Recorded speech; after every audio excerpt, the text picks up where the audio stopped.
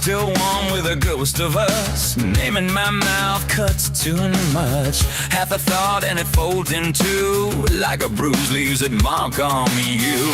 Don't hurt in my shaking hand. Know something I don't understand. Like ghosting at the edge of me. Something there that I just can't see. You hear that too? Or is it just me? Downside out! Downside out! I need to go where I don't belong. Downside out! Downside out! I need to go where it feels so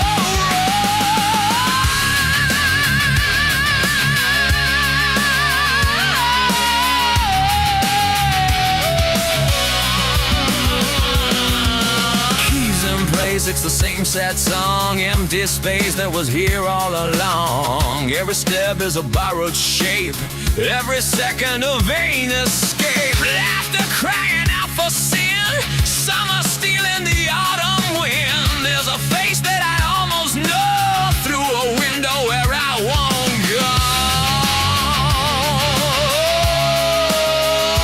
If you're there, don't let me see. Downside out, downside out. I need to go where I don't belong.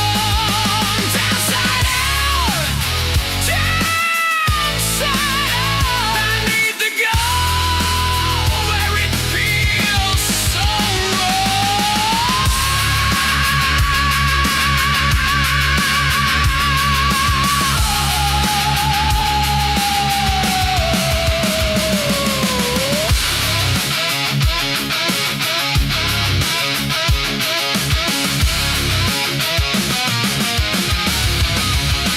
I held it still so it wouldn't ruin. Now it moves in the things I do, in my hands, in the way I speak, in the cracks when I try to sleep. And you sit like you always did, never answer, just nod your head. If I reach, do you disappear? Can't find you whenever here. Don't touch the door. Don't touch the door. If it opens, there's so much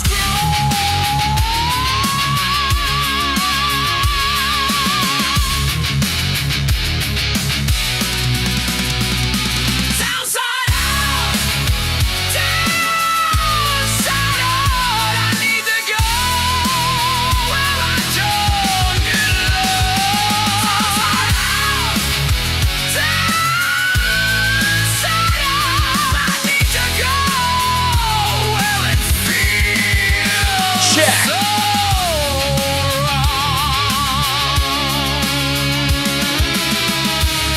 wrong. Stay a while, don't make a sound. I get lost when When you're not around. And I don't know which one is worse. You're being numb on me first.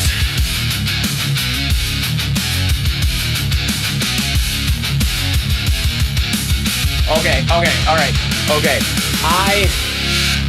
I know. It seems like a trend lately.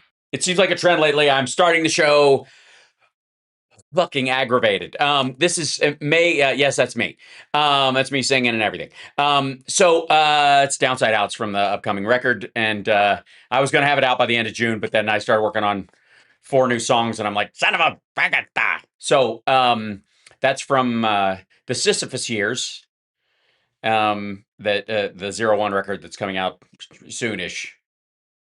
I might start just trickling singles like Metallica does, but yeah, it's called Downside Out. And It's like I had the music for a long time, but the lyrics are about trying to be social and forcing yourself to go back out into the world in spite of just shit going on. So, anyways, um, it's actually the title was a play on the Genesis song "Inside Out," which I love, and that's where the idea came from.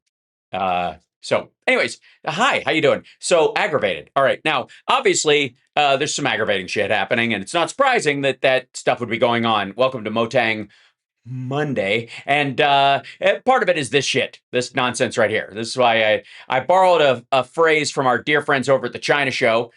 Please check out their show if you haven't already, and tell them Hal sent you. Tell them I said ni hao. 他们说的中文说得很好. Anyways, so this is yeah, it's true. They do speak Chinese very well, both of them. Serpent ZA, he says Zed, but Zed's dead, baby. Zed's dead. And of course, Lao 86. The outsider. So there's this stupid shit, this thing right here, which I guess is I I sp- I sp- I suppose like I could think of nothing but this during the whole thing. It's not that long, this bit.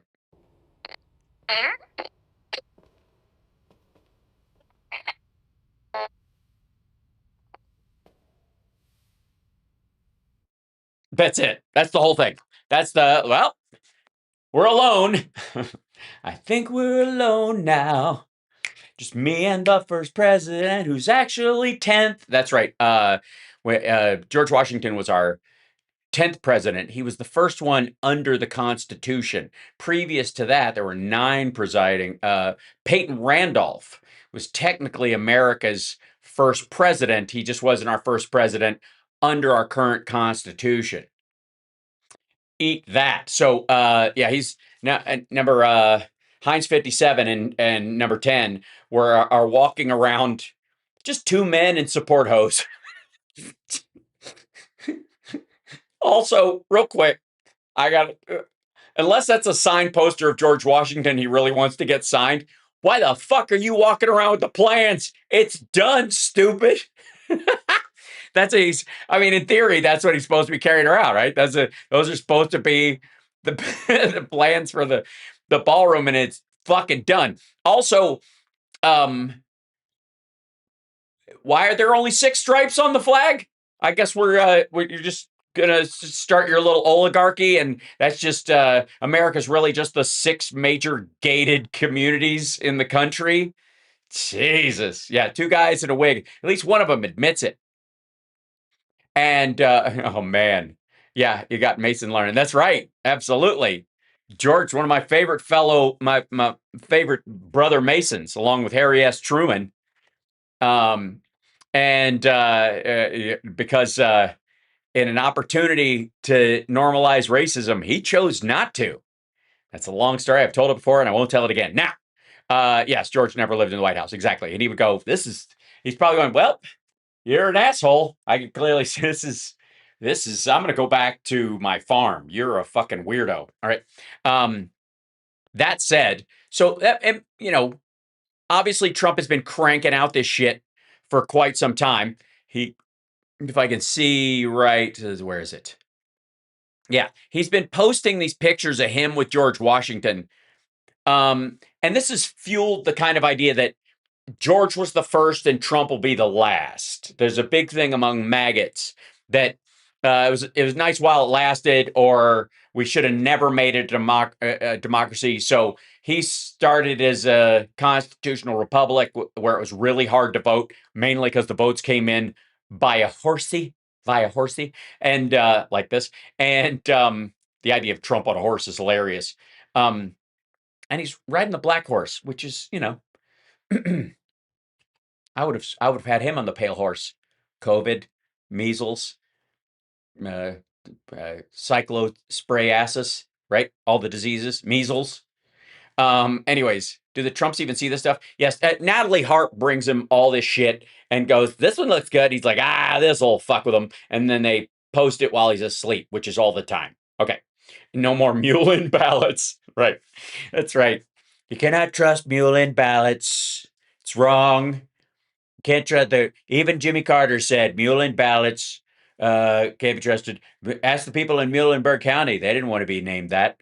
So, hi, what's happening? Where are you from? What do you do for a living, chat room? So, say hello. Hit the like, by the way. It annoys the maggot in your life. So, it's clear, it's quite clear that there's a lot of this slopaganda horseshit where Trump is basically he's trolling. Okay, let's be honest. He's just fucking with everybody, and everybody around him knows that this will eat up enough of the cycle where they'll effectively ignore the real shit he's doing. That's awful. Okay.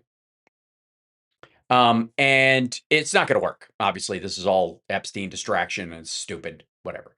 But it got me on this kick of like slopaganda is shit wherever it comes from. And there's an annoying. Okay, one of the things that helps Trump tear down institutions in this country, hallowed they may have been up to a certain point.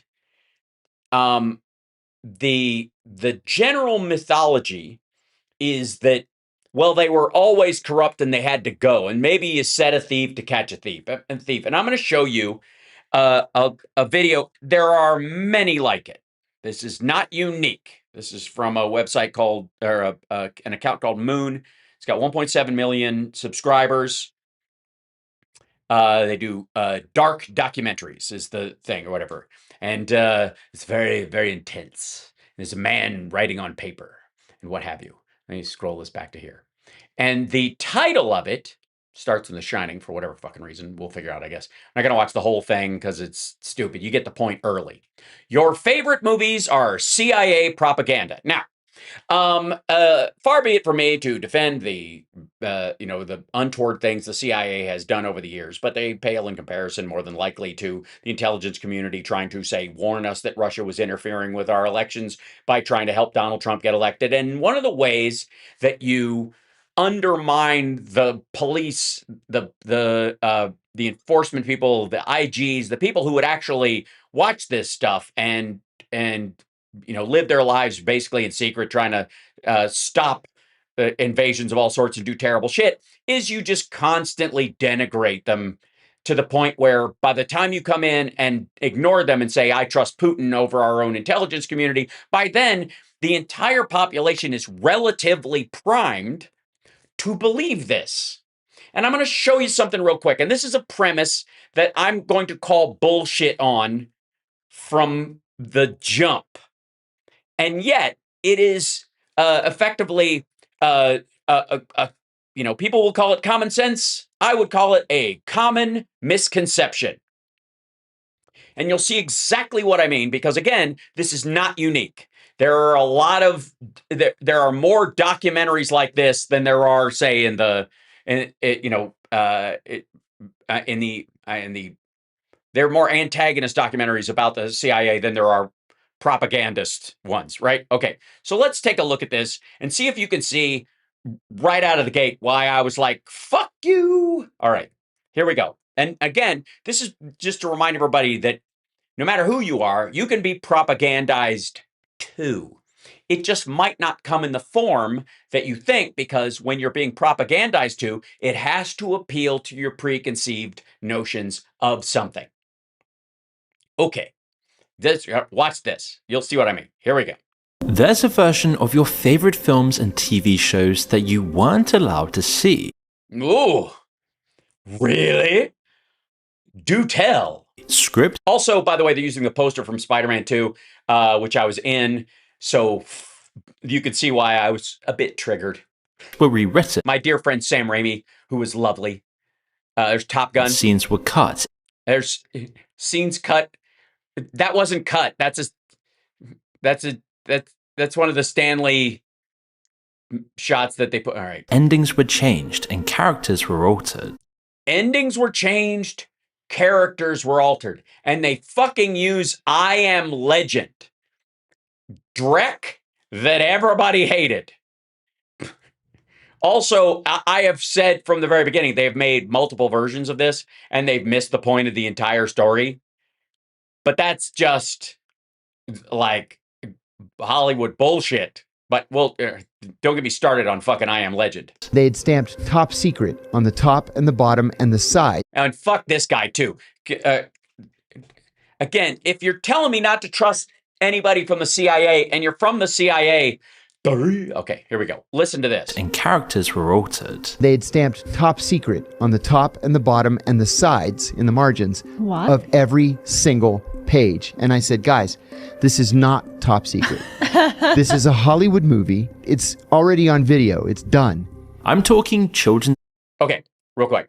In the beginning of when they were doing especially superhero movies, they would put top secret on their things because they were trying to keep the pages from getting out. Now, you know what they do? They put your name across them. So if I audition for something and the pages get out, it's got my fucking name watermarked across it. So they know that I got the sides. I've auditioned for a few things that way. And they, you know, when they don't want you talking about it and they don't want you leaving those pages around, that's to make you aware, like, hey, don't let this scene get out because people want to know what the movie is ahead of time. And I don't know, people will say they already know what's happening. They might not go, they shave off, and you can actually carve off some of the money made by a movie by people going, I already know what's going to happen. I don't care.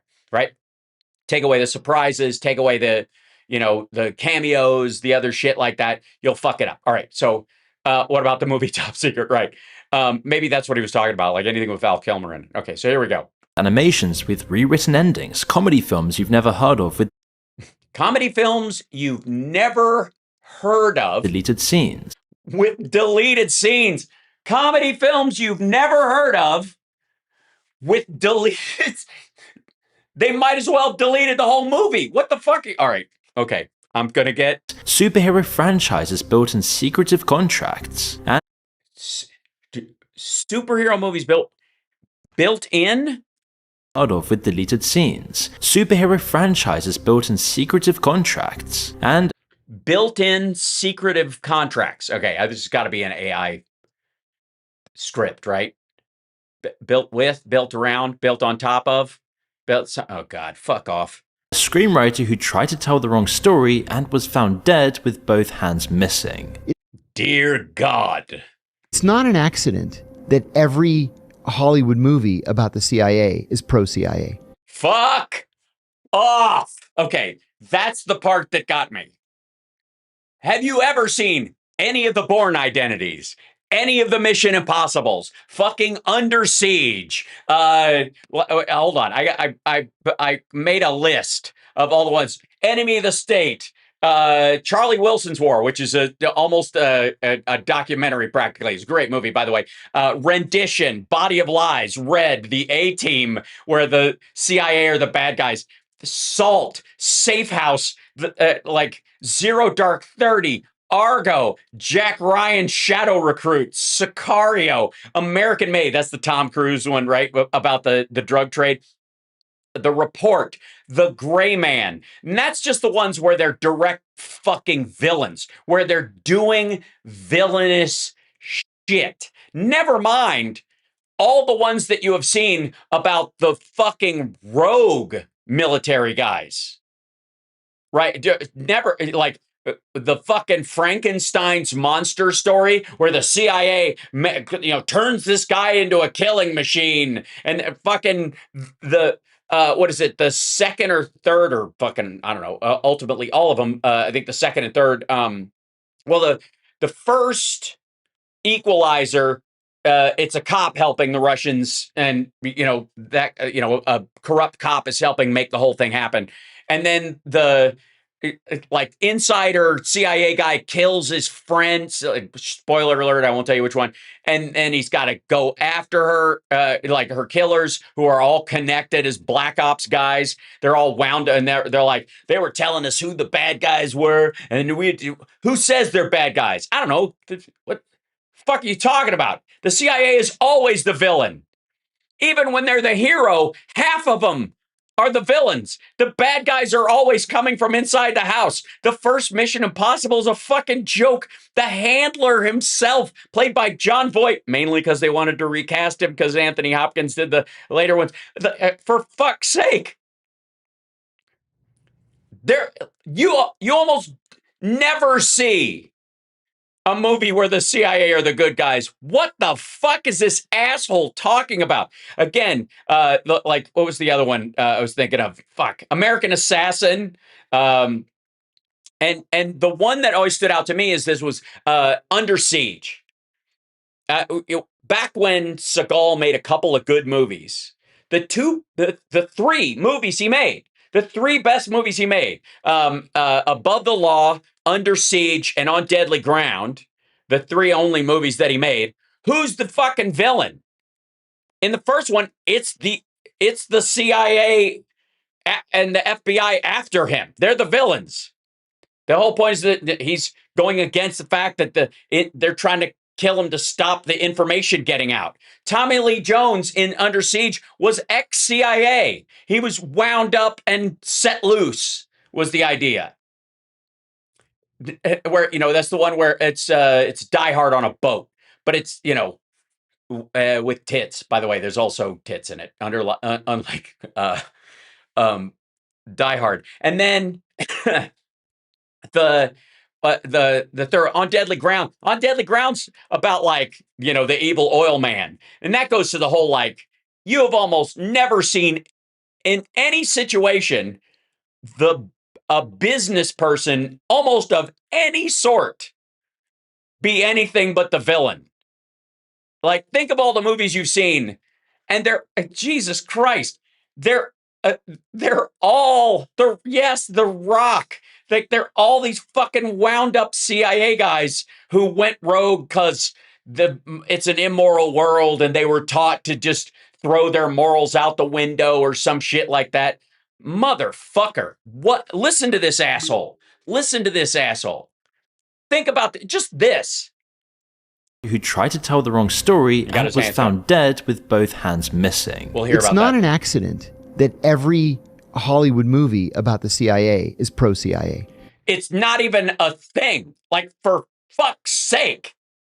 It's not. It is not. That is not anywhere close to even marginal fucking reality. Right?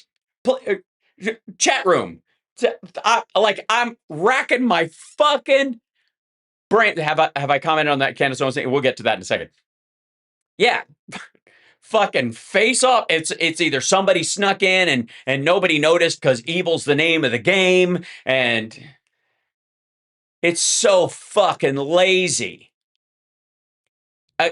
All of the Bourne identities. Holy shit. Now I have a problem with the Bourne identity ones because it was birthed right out of the Matrix. I know Kung Fu horseshit, which if you've studied martial arts, you know what it takes for your body to learn those moves, and you know how much it hurts and how the repetition you have to go through, the muscle memory that's required just so you're and your body bounces into that spot. That's hard, right? And so when somebody's like, shit, I don't even know fucking where I learned this, you're like, I hate you.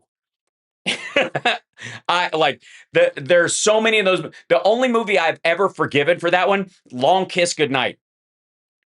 I love that movie anyways because she got a head injury at least, and she was like, but every fucking movie about the CIA, they are the bad guys or they are helping the bad guys in spite of supposedly being the good guys. And anybody who is affiliated with them ends up a fucking villain in it. So eat shit with this nonsense. Yeah, Pretty Woman was pro-CIA. Absolutely. Reacher season 4? Absolutely. Right? Well, even True Lies isn't. That's just a romance crisscross where he's lying to his family. That's a secret identity movie. Fucking hell. It's so lame. Yes, Syriana. Right. the bad guy, like whatever the last Superman movie with what's his ass, where they're giving guns to the bad guys and they're working with Lex Luthor, and it's like they're the perfect bad guys because like everything bad they do is known in public, everything good they do is kept in secret. So you can just print horseshit. And the idea is, if we train somebody to do terrible things, eventually they're going to do it to a good person, right? One battle after another. Yeah. Well, that's the other thing. That's the good guys turning into the bad guys, and they don't realize it at the same time. That happens a bunch. Atomic Blonde. Team America. Yeah, Team America might be the one exception. Yeah, but this asshole, quote unquote, was CIA. You know why he lost his job and why he went to jail? Because he outed somebody who was undercover. Like, he could have been in one of these dipshit movies, but it would have been too boring. Ugh. Yeah, so now you're a sharpshooter, right? I hate this stuff. Okay, so, I mean, the biggest, dumbest lie right out of the gate. This has been running since the 1940s. It hasn't been running at all. What started with Walt Disney producing propaganda shorts for the military has... Oh, God. And you want to do German propaganda and Russian propaganda and Chinese propaganda? Ours was adorable and stupid at the same time. This is an ad for war bonds, you fucking moron. This is to get people to invest in the war when they didn't do it through taxation, when they didn't have enough of a tax base to pay for us to join World War II. And again, if you're against this, to some degree, you're like, we should not have gone into How Miss John Wick. John Wick's they're not even involved. That's just this Ayn Randian fucking fantasy. Marathon Man, right? Now evolved into a formal permanent operation. It's not evolved into a formal permanent operation. Those were ads paid for. The NRA used to sign off for movies back then, you shithead. One that now reaches into the biggest franchise. Ah, fuck you. Don't you mess with Christopher Reeve. Don't you mess with Christopher Reeve.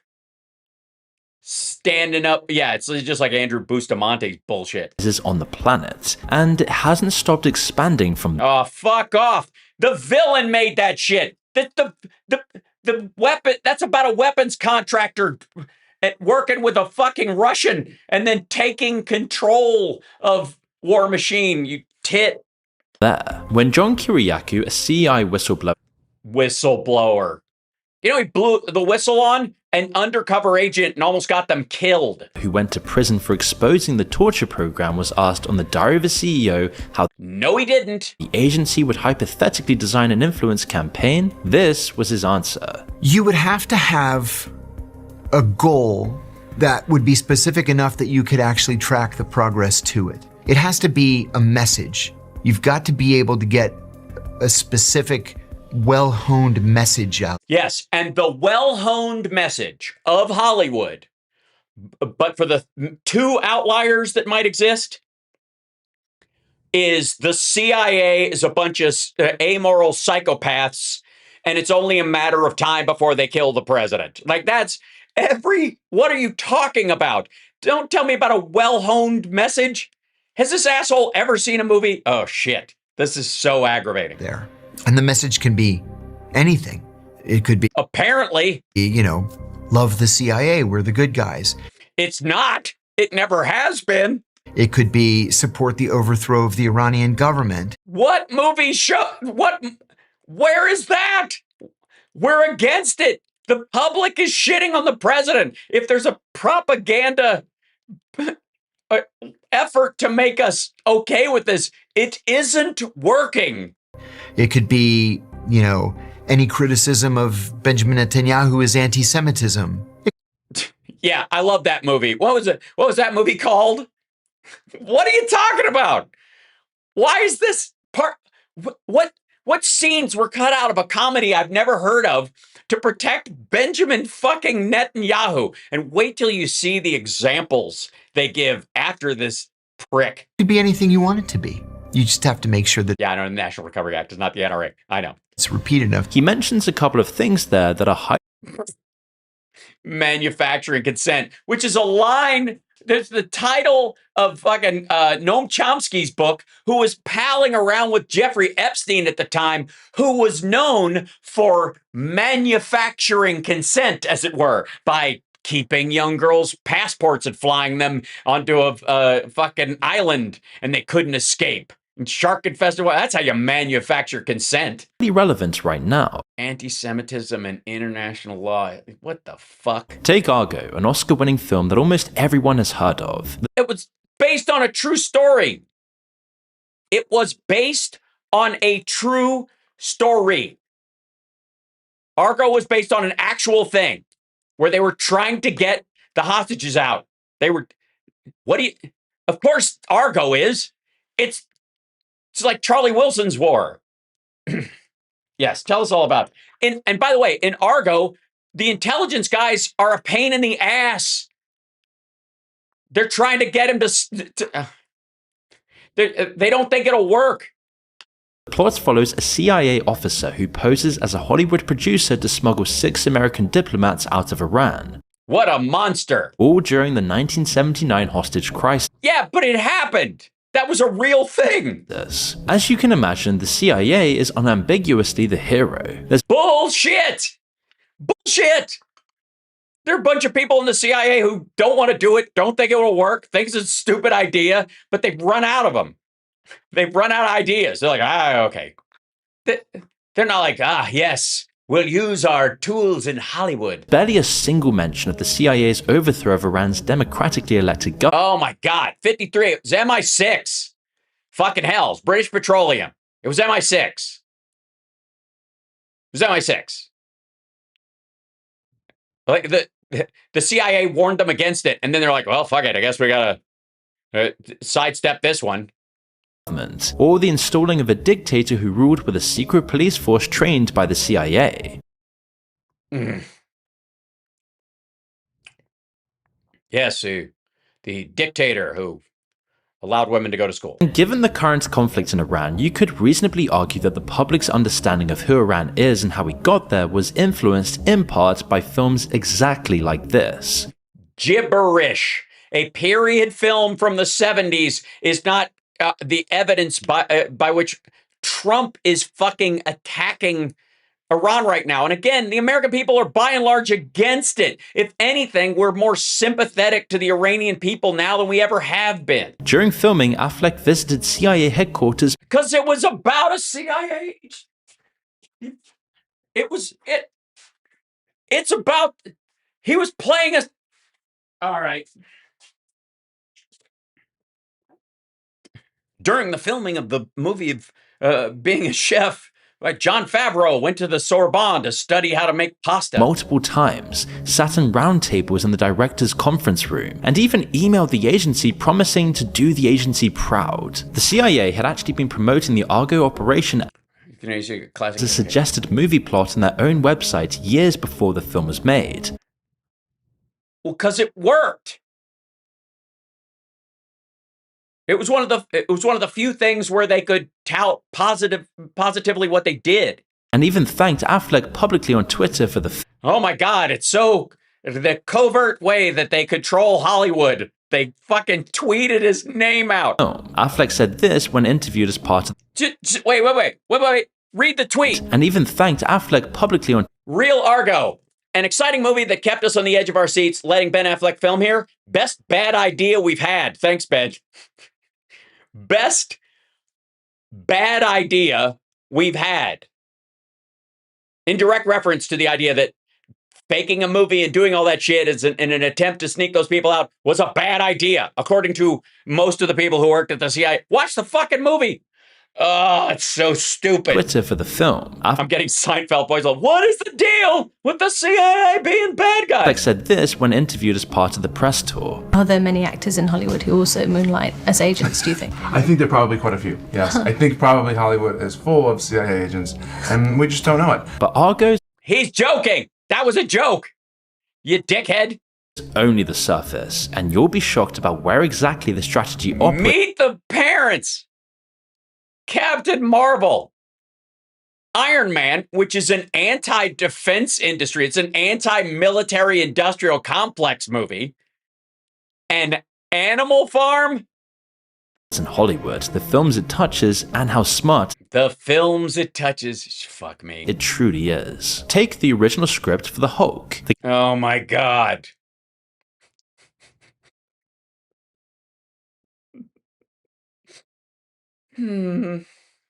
canon storyline, as per the comic, involved Bruce Banner being transformed after a US military program gone wrong. It also included dialogue referencing Operation Ranch Hand, a real program that sprayed roughly 20 million gallons of chemical herbicides, Which had nothing to do with the plot of the movie and would be hard to justify even as the movie existed at the time. He wasn't gassed into turning into the Hulk, including Agent Orange over Southeast Asia, which nobody knows about because it's so hidden.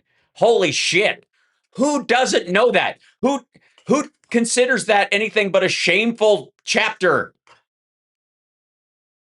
Jesus Christ. Fucking First Blood is not only anti-cop, especially anti-local country cop, who doesn't understand PTSD and mistreats this veteran, but he visits a friend of his who died from Agent Orange. He got cancer from it. That's how it opens. The last guy in his unit is dead from cancer from Agent Orange. That's the first Rambo movie.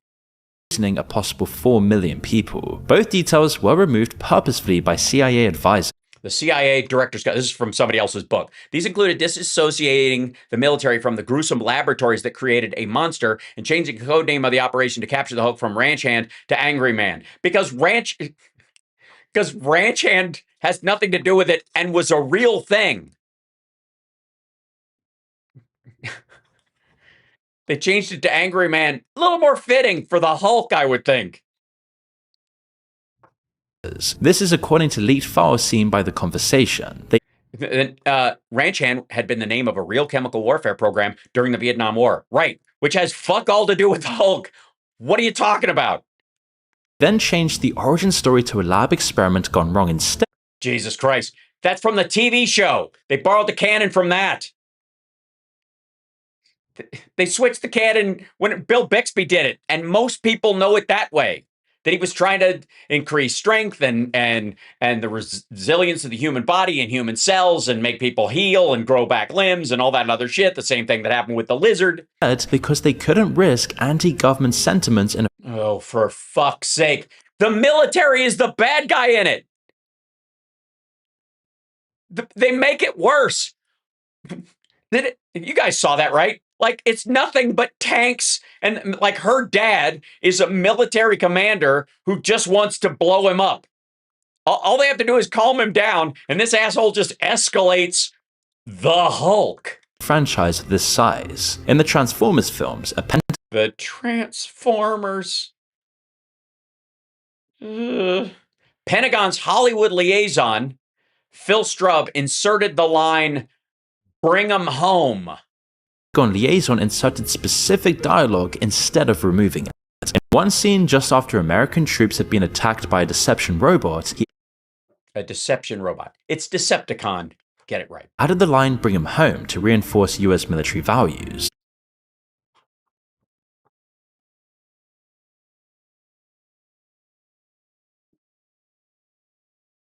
As opposed to what? Fuck him. What is he supposed to talk about him like Trump does? Holy shit. Numerous superhero films, including Don't you mess with my Captain America. practically the entire Marvel Cinematic Universe, which is the single biggest franchise in history, were all built on this from the ground up. No, they weren't. The government tries to corral them and stop them from protecting people. They set rules on them. They call them, like caped freaks and shit like that. The government is perceived as an unnecessary guard on them, and that's part of the fight between Iron Man and Captain America.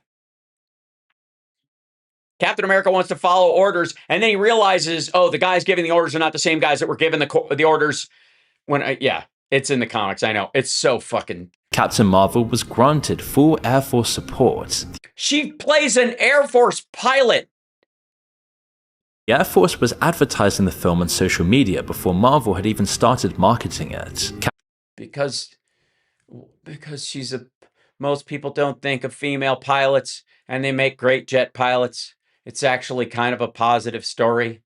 Captain Marvel and Black Panther were both used directly in recruitment campaigns. Sorry, what? Black Panther. Black Panther. Is there a Wakanda Forever unit? What? To remind everyone, the plot of the Wakanda is have a lot of technology and don't share it.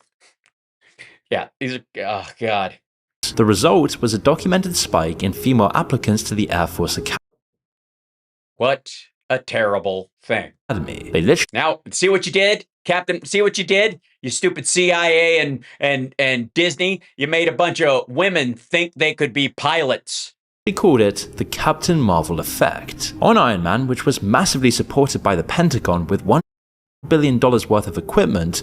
Oh my God. They filmed at a military facility. All that shit was in the background. He was a military contractor. And also, they used $1 billion worth of military equipment? What? What? Let's see. 3 Humvees, 2 fighter jets, which were CGI. There were literally fights on set between the directors and the agency. A Pentagon liaison, Phil Straub. I'm sorry. The director felt like he could fight back against the CIA. He felt like he had the ability to fight the CIA on set. Objected to a line in which a military character says, "People would kill themselves for the opportunities I have." The Hold on. Back up. Let's say this. In one particular disagreement during the filming of Iron Man movie stands out. In the script, one military officer told another that people would, quote, kill themselves for the opportunities he has. Strupp says he didn't like the line and made recommendations. It was no shock the director didn't like the suggestion. It never got resolved until we were in the middle of filming. Strupp said, now we're on the flight lines at Edwards Air Force Base, and there's 200 people, and the director and I are having an argument about this. He's getting redder and redder in the face, and I'm getting just as annoyed. It was pretty awkward, and then he said angrily, well, how about they'd walk over hot coals? I said, fine. He was so surprised it was that easy.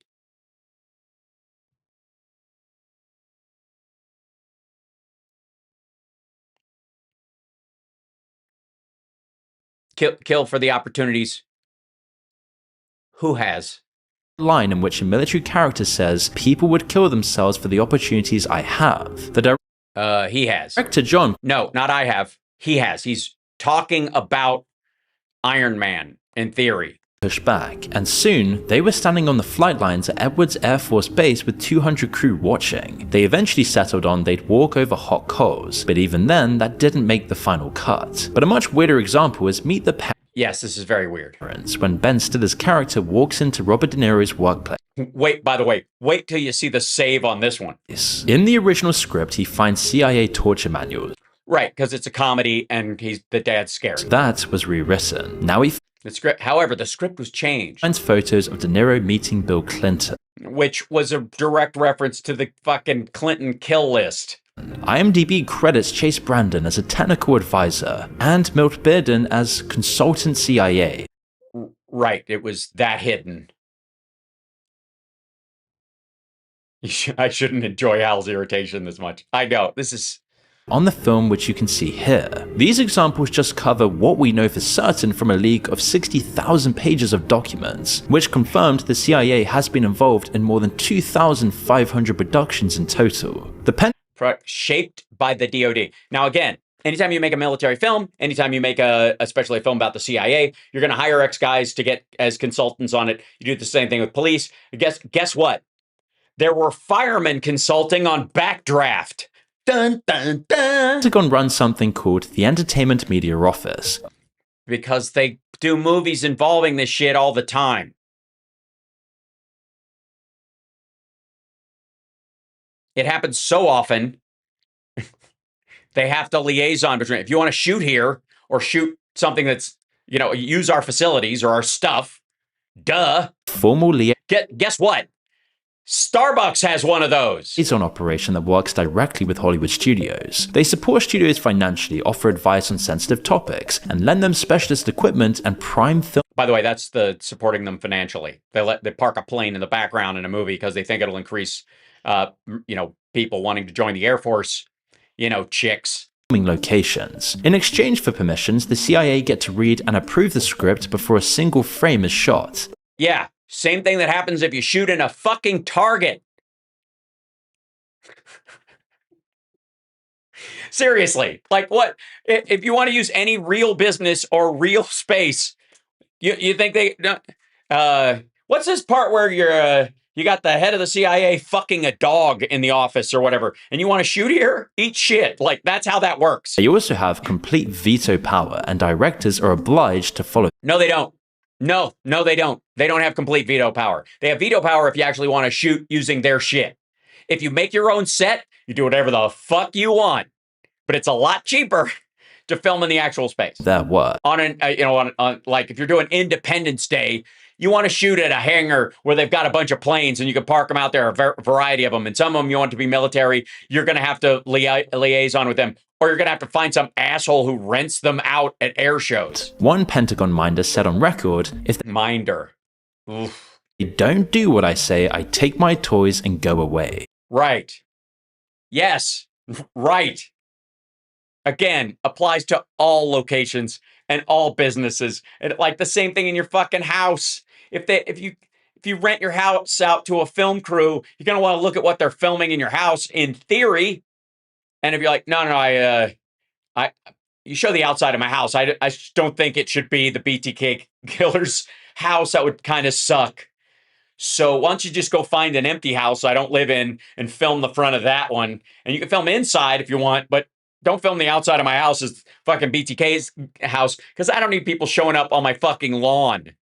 A declassified CIA document released in 2019 all but confirms that. All but confirms. Logging dozens of meetings. I love a good but confirming. Between the CIA's Office of Public Affairs and executives from NBC, Time Warner, Viacom, Fox, Paramount, and CAA. All of whom who were doing CIA or DOD or Pentagon or military-related shows where they wanted to shoot. The document covers just 2 years from 2014 to 2016. It includes lunches, development deals, on-campus filming approvals. I hate this. And meetings to develop CIA-themed TV shows. Right. That's why they're meeting with them in the first place. The CIA has always... I love how he wants you to think that the CIA was like, hey, we'll pay you to do a CIA show. Basically a big ad. We need to hire people. So if you could just do a CIA thing where the hero is a black lady, we need to hire some black ladies. So if you don't mind making a, black lady CIA agent who's fucking awesome, that would really help us recruit people. Claimed it merely answers requests on an as-needed basis. The document shows active outreach. The agency is going to the studios, not the other way around. But you have to stretch back much further to find out when this all began, because George Orwell. When one of George Orwell's most important works was adapted into a movie, the CIA had the final say over its closing moments. That film is Animal Farm, a classic anti-establishment story about rebelling against power. After Orwell died, the film's rights to Animal Farm were Sonia Orwell sold the film's rights to Animal Farm to film executive Carlson Alsop and Finis Farr. Just by two men, and both were undercover CIA agents. This was in 1954, the height of the Cold War and the Red Scare, when Animal Farm's an anti-communist work. I mean, so is 1984. After Orwell was fighting along with the French communist troops, he was horrified at what they did after they took power, and he was like, "Oh shit, it's coming here." That's what 1984 is an anti-Soviet propaganda kind of film. The fact that it was softened to make it look like it fits just any news story you don't like is stupid. Fear of communism was at its peak. You think? CIA funded the entire animation. They hired British animators, deliberately avoiding American studios to create distance, and because the agency distrusted Hollywood animators during the Red Scare, and they rewrote the ending. In Orwell's book, the animals look through the farmhouse window and can't tell the pigs from the humans. The line says, quote, "The creatures outside looked from pig to man, and from pig to man, and from pig to man again." No, it says from pig to man, from man to pig, and from pig to man again. Sorry, AI is going to AI. But already it was impossible to say which was which. This is the whole point. Revolution replaces one set of oppressors with another. Capitalism and communism are equally corrupt. The CIA couldn't have that message going out, so... No, it wasn't about capitalism and communism are equally corrupt. It was about that, like, absolute power corrupts absolutely. Which is another good movie, Absolute Power. Just saying. About what was that? A president and his big donor, and the president kills the donor's wife, or his daughter, or his wife. Version ends with the animals triumphantly overthrowing the pigs in a second revolution. Communism bad. How dare you? Rebellion good. America wins by implication. Yes, apparently the farm animals thought that diversity was their strength. Oh, the foolish chickens, cows, and what else? Chickens, cows, and goats, I guess. See, watch how they storm the building and how it doesn't imply the same message as the book at all. It's subtle, but the new version reinforces the division between good and bad. It creates a moral precedent that corrupt systems can be overthrown and replaced with something better. God forbid. Which is a really comforting thought, unless you realize it's exactly the story the CIA tells every time it topples a government. Orwell's ending says the opposite, that power corrupts regardless of who holds it, and that revolution just replaces one set of oppressors with another. Right, and then rinse repeat, which is what the story tells in their version of it. Which is, this shit's gonna happen again. Director Joy Batchelor strongly opposed the change, so the CIA threatened to pull financing. The intelligence officer then don't use their financing. Sir E. Howard Hunt, who later became involved in the Watergate scandal, said the film was, quote, carefully tweaked to heighten the anti-communist message. Okay. We're spending an inordinate amount of time on fucking Animal Farm, and I was promised that that Step Brothers apparently has some scenes cut because the CIA didn't like it. Although it was originally aimed at adults, Animal Farm found its primary audience in school over the US and Europe. By then, the state and media were already deeply intertwined. Governments had correctly identified that the media was the best way to access the minds of the public.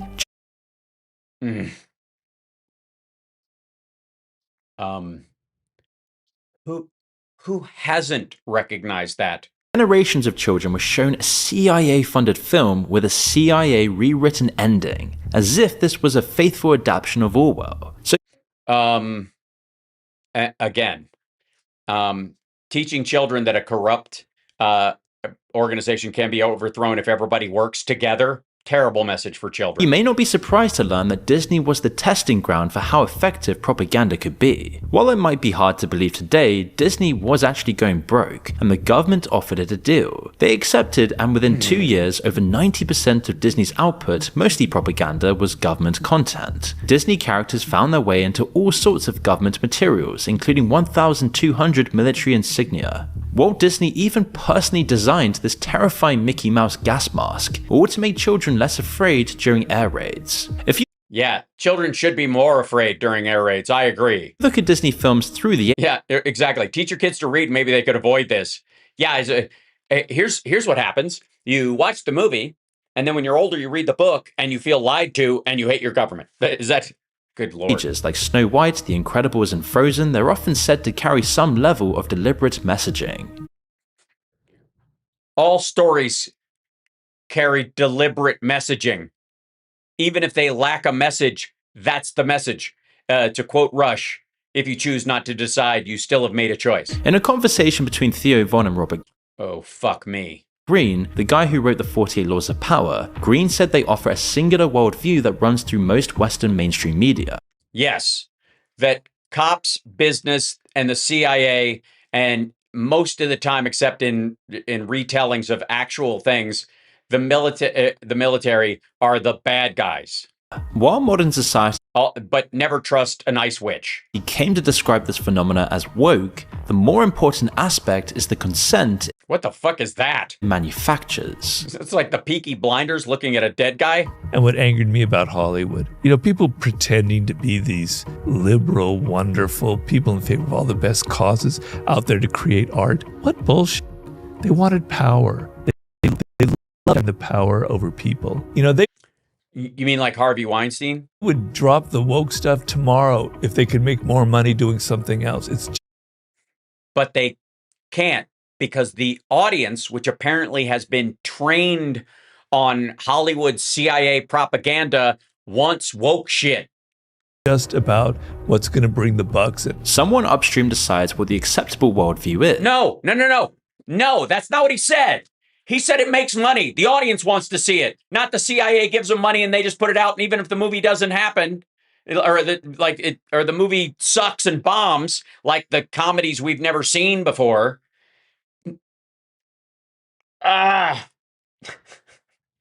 He literally just said the opposite. This is what the audience wants. The audience wants to see inclusive stories, wokeness in these storylines. Whether the producers like it or not is immaterial. It doesn't matter. And the CIA isn't being able to like shovel some horse shit down people's throats to divide and conquer some nonsense, because the audience wouldn't want it.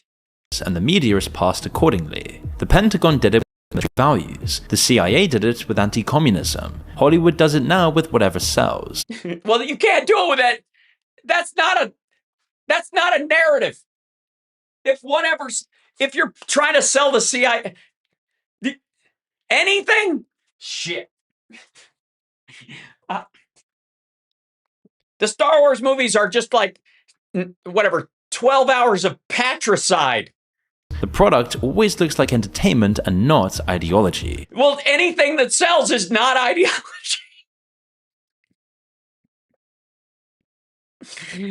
How is anything that sells a forced propaganda? What? Seriously. That's what they started with military values. They went anti-communist, and now they'll just do anything that sells. Disguised. These are films watched by billions, not just in the West, but worldwide. So this is also a matter of the image the world superpowers want to project. Meet the Fockers and Argo. Soft power has always mattered enormously to the West. Huge military, invincible superheroes. Well, that's actually, I would argue that is preferable to hard power, as it were. That's kind of why you freak out when they put these like Christian nationalists in charge of Air America, and aren't just using positive messaging about democracy and the picking your own leaders and that kind of shit. That I prefer that to, I don't know, bombing people. Perfect moral values. Intelligence agencies that can no. do anything they please and always win. Now, you might be wondering what happened. They can do anything they please and always win. And look at this. Showing him fighting Thanos? How is this propaganda? He's going to die. And then he's supported by a diverse group of people who want to live free and get their friends back. Happens if someone breaks ranks and goes against the grain. Whether it's possible to subvert the CIA and inform the public of the truth. Hold on, wait. The premise of this asshole's video just became Thanos was the good guy. And the CIA wants you to think otherwise.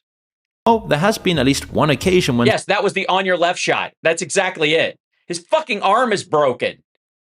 Someone tried to do exactly that. He was Gary DeVore, a Hollywood screenwriter with major credits on Schwarzenegger's Raw Deal, Christopher Oh dear. Walken's The Dog of War, and Backroads with Tommy Lee Jones and Huge movies. Sally Field. He was deep into a script idea that even his own wife didn't fully understand until after he was gone. When I first moved in with Gary, he said to me, "Don't be alarmed if you get a call from a person from a government agency. Just take their name down and their number and don't be worried about it." In the first 4 years, there were 2 calls.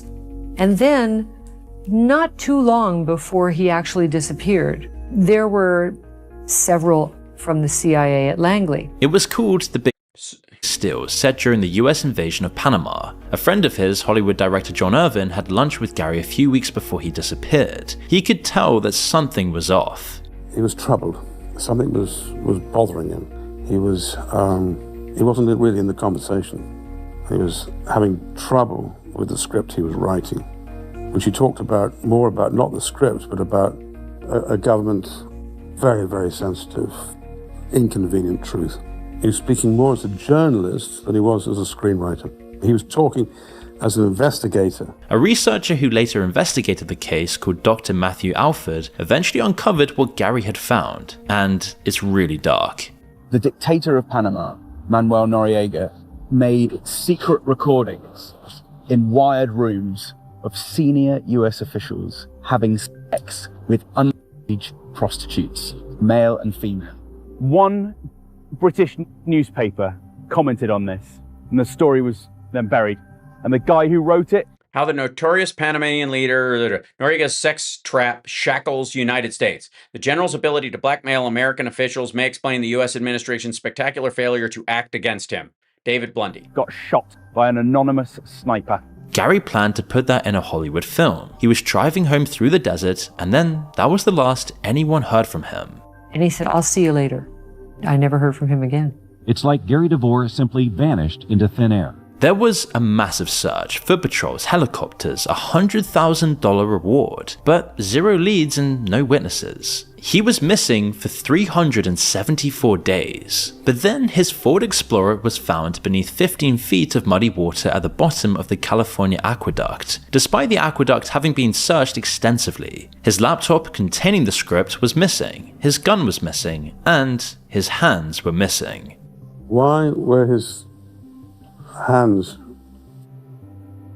cut off? I have an idea. Leverage doesn't work if it's out. Also, pedophiles in power positions will do a lot to cover what they have done. And yeah, both of those work.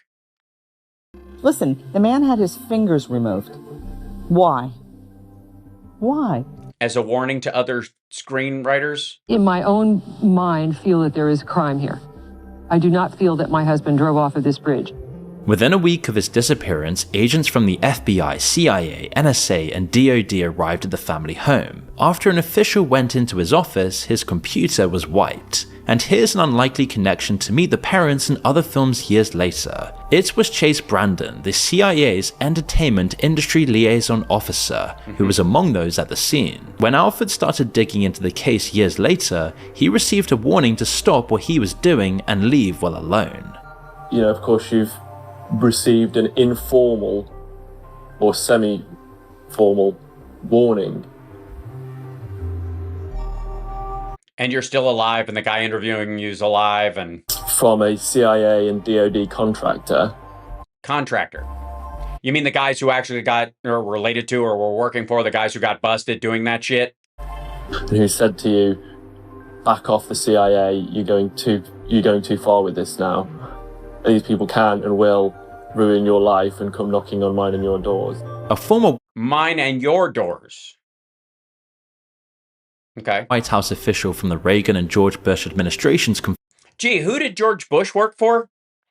Why do you think they shit all over Jimmy Carter? Because he fired George H.W. Bush as the head of the CIA and put in inspector generals? Confirmed that DeVore harbored a deep-rooted relationship with the agency and considered the case as the hallmarks of a cover-up. The CIA declined to comment on the entire situation, and the case officially remains open. So, that's the other side of the coin. What potentially happens when the CIA's veto isn't obeyed? We don't really know the truth.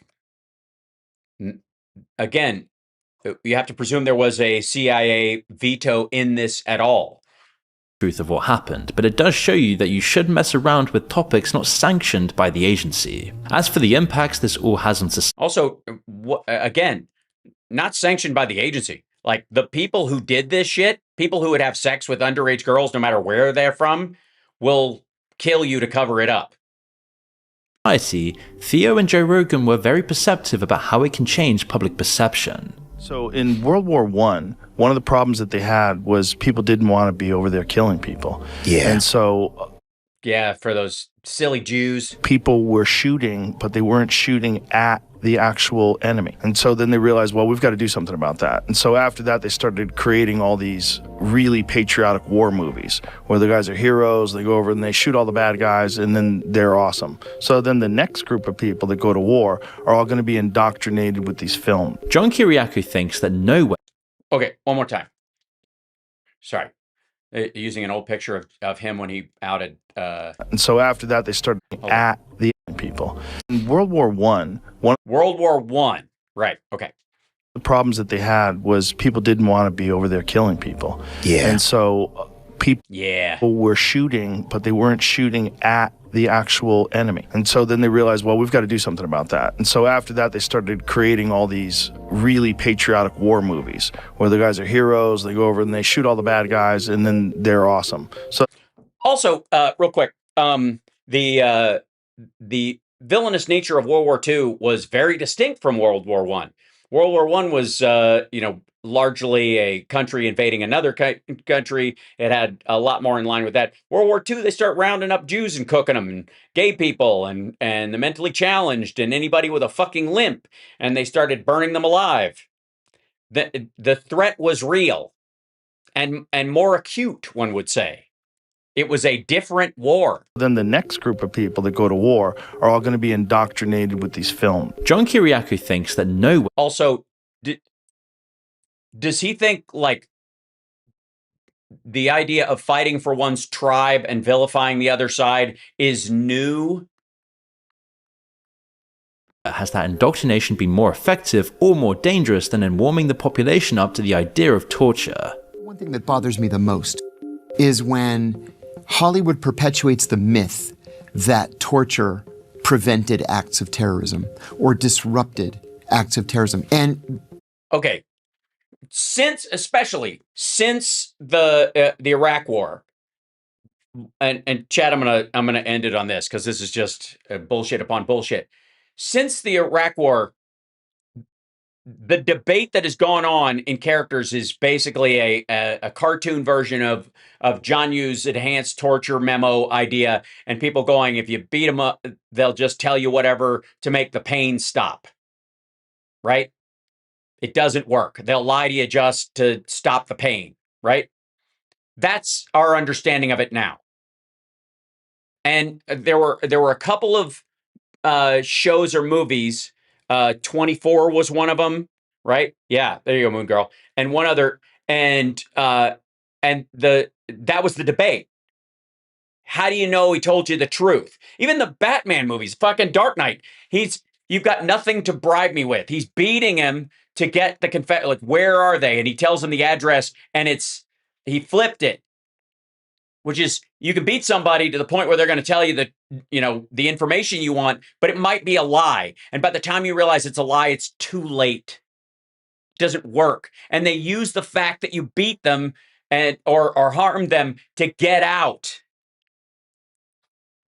That's been the lesson since. And I would argue before. To me, that myth is dangerous. Yes, in 24, Jack Bauer got tortured by the bad guys, and it didn't work either. That was he learned his own lesson in it. That was kind of the point. That it affects public opinion. Oh, God. What an asshole. This is so lame. All right, anyway, so now you know why I'm aggravated right out of the gate. Because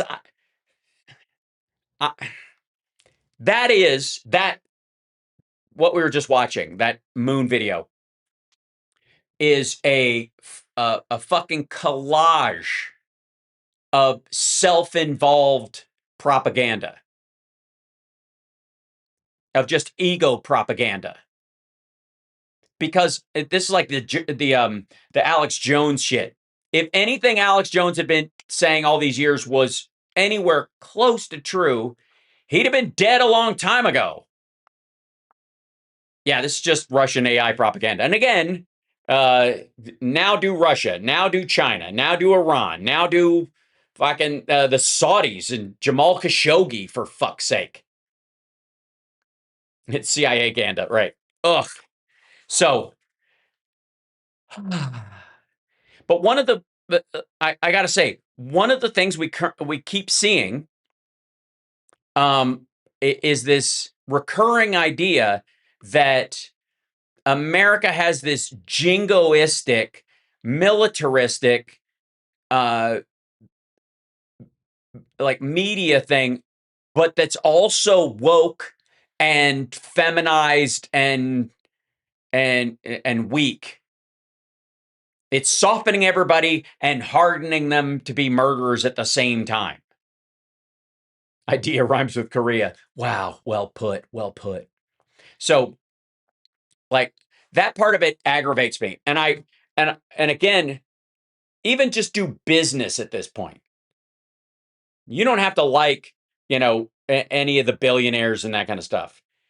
But I keep thinking of Jesus Christ, the Hulk. How many times was a real estate developer the villain in the Hulk, in BJ and the fucking Bear, in Wonder Woman, in all the old TV shows?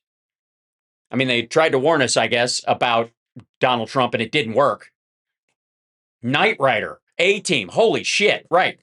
How many people are just going to move in, drive everybody out, threatening to murder people, right? And just so they can take the land. TJ Hooker, well, that was more like regular cop and crime stuff. It's like Dragnet with a bad wig. We love the Shat, so, but still.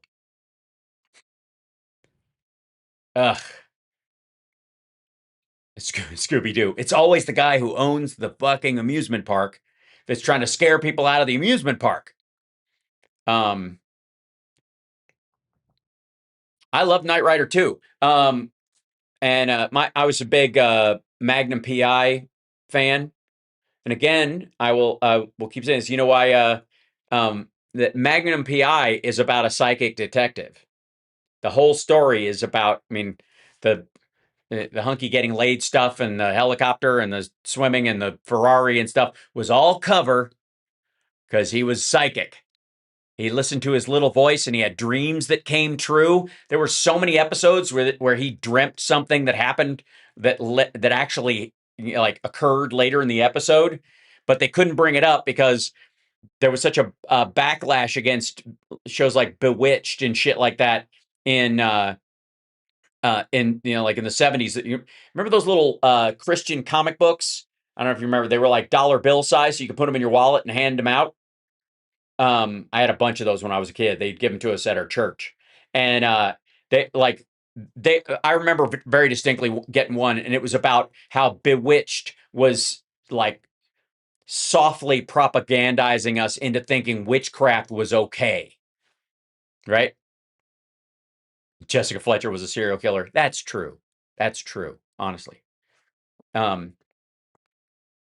Tom Selleck was the first choice to play Indiana Jones, but couldn't get out of Magnum. That's right. And he ended up doing a Quigley Down Under.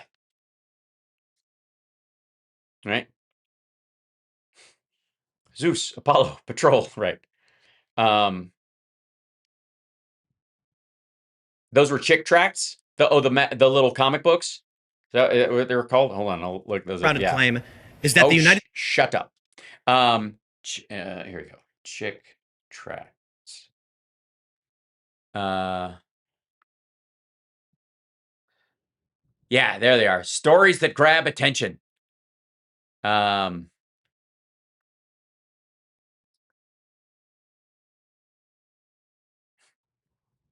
here they are. These guys. Yeah, they used to hand these out. These look so much fancier. The Awful Truth. Is he really the Holy Father or actually something different? Not all religion is of God. The Attack. See the behind-the-scenes struggle to destroy the King James Bible and how God preserved it. The Assignment. Will Charles respond to the gospel in time? Probably not. Baby Talk. Back from the Dead. Bad Bob. Bob was mean and didn't need God till he nearly died in jail. Baby Talk. A teenager learns abortion is murder and Jesus is the only solution. The Beast. Bible prophecy tracts hit hard. Accept Christ or face a time of trouble and like the world has never seen. Ooh, like the world has never seen. Yeah, these guys. Reject all. Please go away. Please stop it. Go away. Quit it. Just shut the fuck up. Okay. I'll kill you for that. I hate you. You remind me of my fourth wife. Stop it. My husband is watching. You know you're the only man for me. You know he doesn't care. I have the power. Lucifer is Lord. Yes, and we are bringing peace with one world government, a new age. Hey, that's an old nut outside preaching the gospel. Let's go give him the business. Ha, ha, ha. So, yeah, the chick tracts, my favorite one was about how Bewitched was teaching us all that witchcraft is okay. Yeah. All right, speaking of propaganda, you guys remember Tim Pool? You guys remember Tim Pool and the tenant media thing where the Russians were paying him to get mad at Ukraine? And then as soon as the money dried up, he's suddenly kind of pro-Ukraine again? Weirdly. Like, but he didn't do a Laura Loomer. He didn't fly over there and see for himself and have an organic thing. He just, oh, shit. Nobody's buying this crap anymore, okay? Well, apparently, he did one of these little Jubilee circles, and he goes, claim number 3, the United States is tracking towards a civil war. Now, this is this kind of like limp dick, flaccid horseshit that he does all the time. Like, could be, I don't know, could happen. So it looks like it's going to happen. Might happen. I don't know. We'll see. But they're saying that it might happen, and it could very well happen. And will it happen? We'll see. But hit that like, right?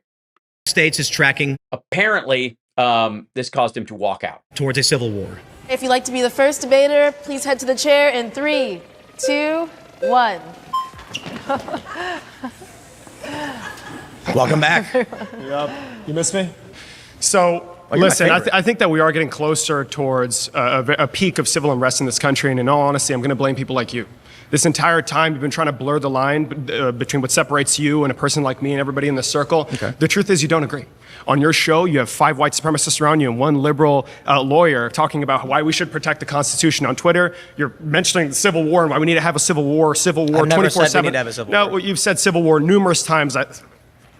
Slates of screenshots over the last 4 years alone. Saying that I'm not there done. will Talking be about shooting one ivermectin up your ass. I've never Stop advocating for ivermectin. It's By the way, Tim Pool, this is his weasel point.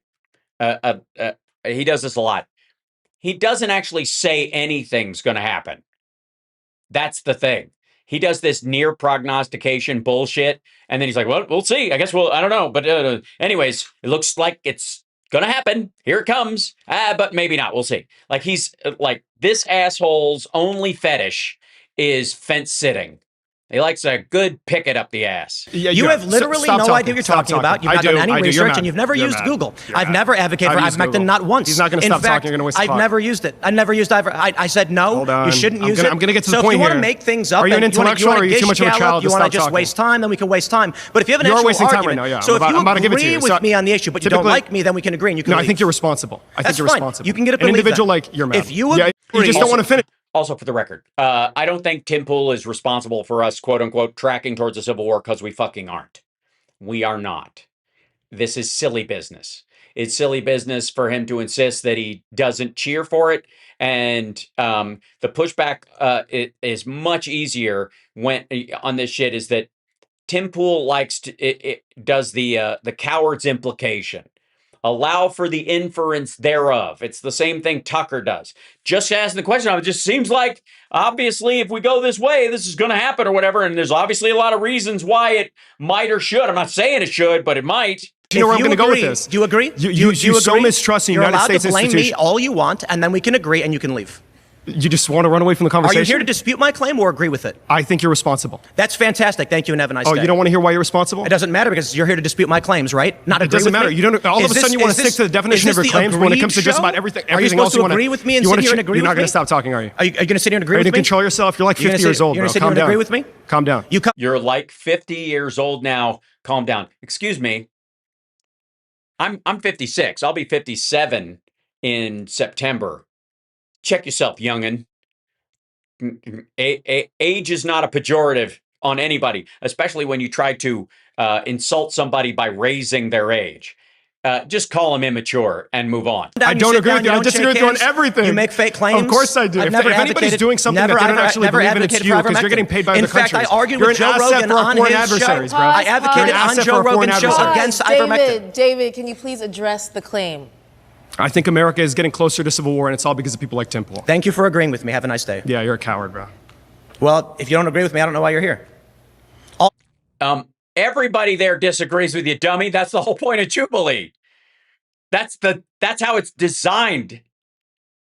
And it's got to be hot in there. Take your hat off.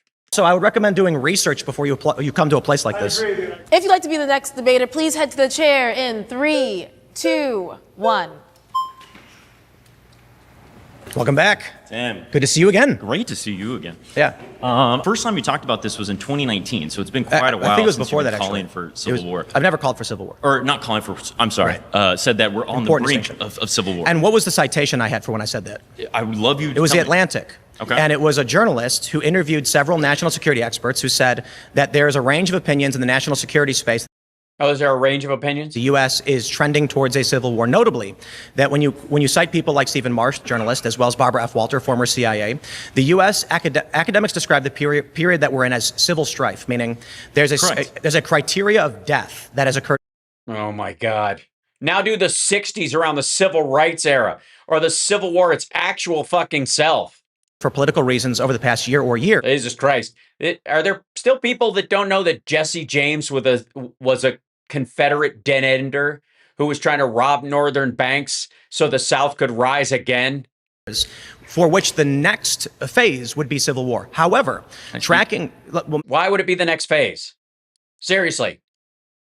And I got news for you. A democracy will always be in a phase of pre-Civil War because we're the front lines of working shit out. Racially homogenous countries rarely have this issue, and tribal countries have it all the time.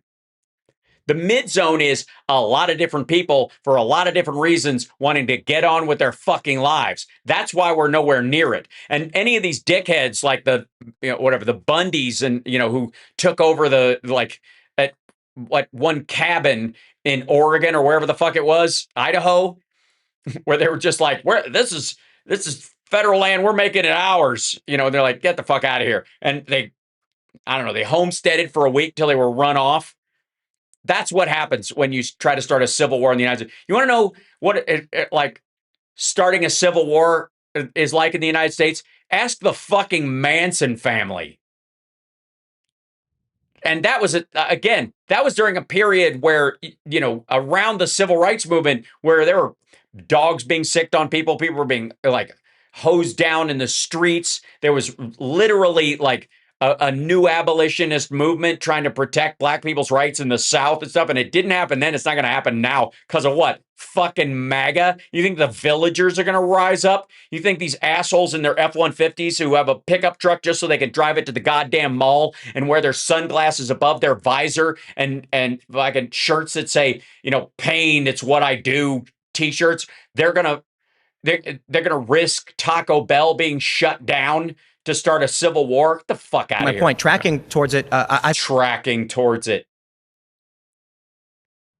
If it ain't here, it ain't coming. That's how life is. Not said that it will happen. You never say anything will happen. Well, there's been many people who have said that we are in a cold civil war or some kind of cultural civil war. I always caveat because a cold civil war or a cultural civil war. Culture wars are always civil. They're even when there are breakouts of violence, because that's the purpose of that's just disagreement. Don't actually have a I'll go debate in person, please. I would love that, but they're not going to invite me. They aren't. You got to subscribe. I got to get my numbers up. First of all, you do have a strong prediction. If you've been saying this since 2019, there's 42 reading articles about people it, can sure. look this up. There's 42 of your titles that have the word Civil War in it, Correct. with big fonts on the front. They sure do. So why is that? It's sensationalist. It's easy to get clicks on that. There's a reason why you say it, because it's very profitable for your business. Not necessarily. But we have 1,600 episodes of just IRL. There comes a point where people stop taking your predictions seriously. Are you going to make an argument? Excuse me, for the record, I have never taken any of his predictions seriously. I don't know anyone who has. I suppose his audience would be people that might, but once they don't work out, it's kind of like being one of those, TV preachers who calls for the end of the world. Hey, dude, it's 3:00 on the day. It was supposed to happen before sundown. All right, I'll wait, but So are you mad at me? I'm not mad at you. I'm Okay, trying then to let's make explain. an argument about whether I'm or not trying. we are tracking. No. Can you relax? No. If you're making The an point- argument, you no, don't Tim. like my thumbnails, or you No, try to say my I'm name saying, over and over I'm again. saying that you say bullshit in order to get money. But what Let me I ask really you- think let is me ask you a the question. predictions. Let me Hold ask on. you- let me ask you a Tim, question you can't I will answer. agree with you that there's increased polarization. I would attribute a lot All right, of that let to me- people being specifically online. Let me ask. There's I a don't lot disagree. less interaction with completely people agree. that are in Sure. different camps. Let me ask you a question. But you're going to sit here. I would blame tenant media and places like that, arguably paying for those videos to be made because the Russians are big fans of destabilization. I think the whole thing about making money, I think, is too loose. And I think there's an ideological cash flow behind paying for those kind of clickbait titles. And making people suspicious of each other is the goal in and of itself. It doesn't have to pay off. Tracking towards it is in and of itself the goal. The paranoia, the oh my God, any day now it could all kick off. Oh fuck. And tell me that we're way more polarized than fucking Alexander Hamilton and Aaron Burr, who like shot each other with their disagreements. You're going to tell me that Andrew Jackson, who's the sitting Do you president, want to have a calling people out for conversation, or are you duels just going to be is angry? not polarization? Why was Aaron Danielson shot in the chest twice?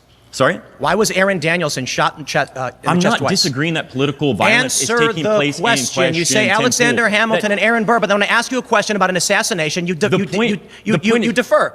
You can say that Let me there's ask you a civil question. war every fucking year and it doesn't happen. And I you're gonna never say, said it just there hasn't was. happened yet. Let me ask you a Or question. if it does happen, you say, see, I've had it all Let me along. ask you a You question. are the same thing as like the Let me Christian rapture ask you people a who say question. that the rapture's coming every fucking year. Are and you- when it doesn't happen, do it's you want a like, oh, it's just not soapbox? happening. Do you want me to get you a I'm just saying, soapbox? it's really I can leave. easy. Do you want me to- I gotta say, I honestly, it's particularly weird, other than he's just intellectually lazy, why he would get this butthurt about it. You know what I mean? Like even to the point of talking over the person. He obviously has it comes across that he has some level of guilt about this, and that he knows that the storyline around this is lucrative for him, either because of clicks that he gets now or the money he got from Tenet Media to teach this, to foment this level of paranoia, and he knows it. And like in the same situation, let the guy speak and then rebut it if you're that comfortable in it. But it sounds a lot like Tim is aware that he was making disingenuous, specifically incendiary claims for money. The question is, like, people do that shit all the time online, and you don't get that butthurt about it, unless, of course, you're ashamed of who was paying you. This isn't about ad rev. This seems like it was more about, like, he's sensitive and getting red in the face and puffy about the Tenet Media stuff. It's really easy to do what you do. It's really easy to do what you do. Like you literally just say, the Civil War is happening next year. By the way, this is why a civil war won't happen, because the people that would follow Tim would rather just leave and go back to being comfortable away from confrontation than deal with it. Civil War is happening next year. It's coming. Make sure you subscribe to Timcast. Continue to watch my videos, please. Follow us on YouTube. Follow us on Instagram. It's easy to do what you do, bro. We went. GG's. Tim, thank you for returning. Nobody's actually had a debate yet. Are we going to actually talk about whether it will or will not happen? I mean, boo, fuckity who. God damn. What an absolute wuss. Look, literally, like, look how wound up he is. This is odd. Like, I've seen a bunch of these people do this. Like, Michael Knowles is probably the best equipped for these kind of things as a right-winger. Like, he's sociopathically calm, right? How he isn't lazy, he's astonishingly stupid, Anita. Oh, yeah, yes, stupid is part of it. But there are a lot of stupid people who go through life without a care. Just being dumb, right? That doesn't hurt. Being stupid doesn't hurt. I used to be when I was a kid. It happens, right? It's just this, like, he's fucking knotted up about this. I sounds like it's gonna. All right. If you'd like to be the next debater, please head to the chair in 3, 2, 1. Welcome. Nice to meet you. Hey, nice to meet you. I think we are being constantly fueled by the people that are already in charge, that are up on top, that are already wealthy, and that already have power over the entire government. Donald Trump has 8 billionaires in his administration, including himself. You see his sons profiting, you see his friends profiting, you see everyone in close ties with him profiting. They're not going to give up this power. I don't think we're on the verge of a civil war. I think we're due for a revolution. Well, and I hope that's peaceful. I hope that's not violent. I hope we change. This is fantastic. No, I appreciate this. Can I ask you some questions? Yeah. Do you believe that Donald, and I'm not trying to accuse you of believing this, but do you think that Donald Trump is a fascist? Yes, I do. Do you think that there are Nazis in his administration? In his administration? Few. Yeah. Do you think that how do you feel about them using the military to go after undocumented migrants in this country? I think it is an unnecessary use of force when we should be targeting violent criminals that have come into this country illegally. That should be the sole focus when 70% of detainees in ICE custody do not have a criminal conviction. We're wasting resources and trying to use a show of militaristic power, which is a huge proponent of fascism. How do you feel about the death of Renee Good and Alex Preddy? Unjustified. Are you going to do anything about it? Are you going to do anything about it? What? Take up arms? I'm going to rally everyone here. Is rallying going to stop murder? I don't do this. Is rallying going to stop the killing of people? I annoy my few hundred. By the way, when we had Democrats in charge, we didn't have killings like this. There is a solution, and it's really not that hard. It really isn't. And by the way, since when would rando killing lead to less killing? Like, most people know that the Trump administration and the people around him would use any act of violence as a justification for more violence. It's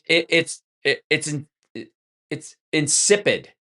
Friends and followers on my Instagram post by reposting news stories. Do you think rallying will stop the killing of people? What I'm doing here now? Yes. If you vote out Republicans and don't let them be, don't allow them to be in charge of organizations that have that kind of power ever again, the killing will stop. There wasn't killing before. There doesn't need to be killing. The Obama administration had higher deportation numbers than Trump has. They focused largely on criminal aliens, and it never required trucks to drive down the middle of the fucking street in Minnesota. Is trying to show people that they need to speak up, that we're not against each other right and left. Do you believe speaking up will stop ICE from killing people? I think speaking up will get us to the right process of voting people in the midterms and in the next election so that we can make changes the constitutional way. How many people do you think will die between now and then? Too many. All right. So So Tim's argument here seems to be you're a pussy if you don't take up arms. Like he's gone from we're tracking towards it to trying to instigate it at this point. Right? Is the idea like, you think any of this is going to change just because you vote? Yes. As a matter of fact, we do.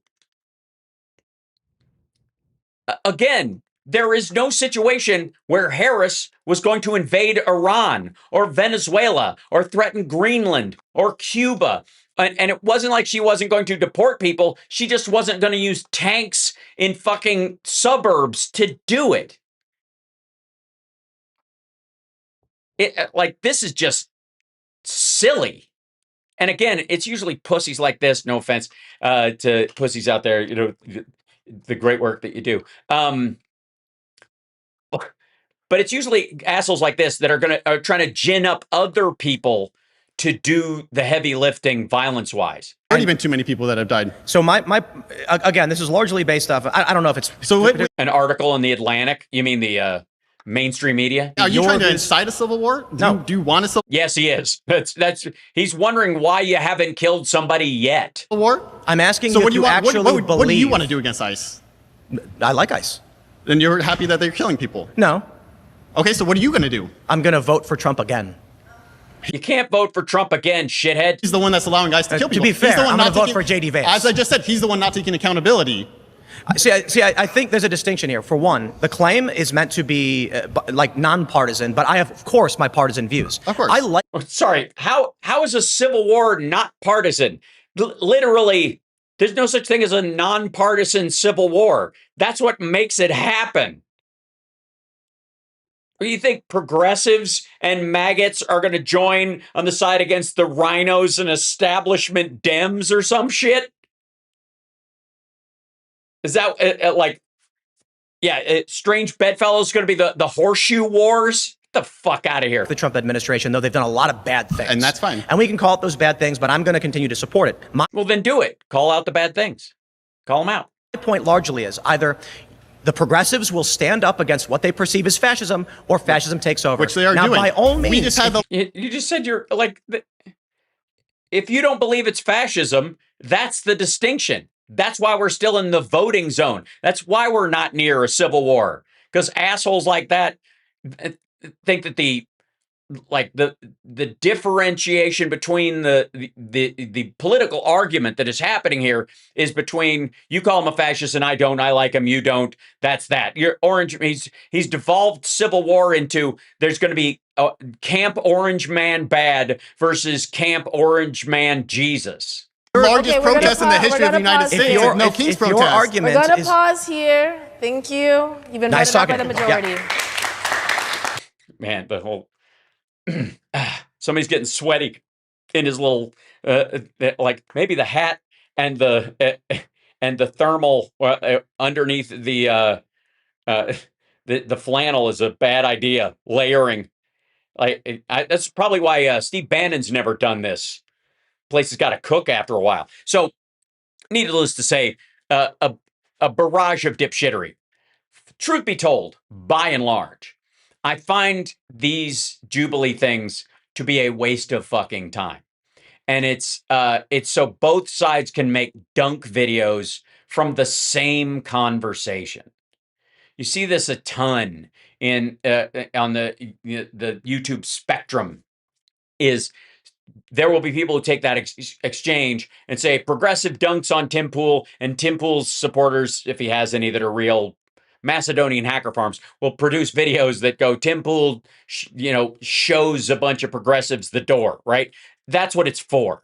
It accomplishes nothing. And it ends up being a circle jerk of devolving into hyper-partisan kind of bickering. Yeah, it's for debate pervs. People who fap to debates, right? So, anyways, what the news of that, of course, was that he took it on the heel and toe, and then came back after the guy left. A boo fucking who? Ha boo, ha fucking who? Now, all right, well, it's now JD Vance, you were name checked in that debate. Would you like, you have 5 minutes to respond. We don't have you, but we do have Lana Douche, who apparently they're concerned about the Peter Thielization of the future JD Vance presidency, that he might be fascisticizing himself in the future just to appear tough. I like the contemplative, beg your pardon, JD Vance picture that makes him look a little bit like Leonardo DiCaprio is playing him in the biopic nobody watched. We have a problem. JD Vance has some conservatives worried. I saw this, let me start out by saying this.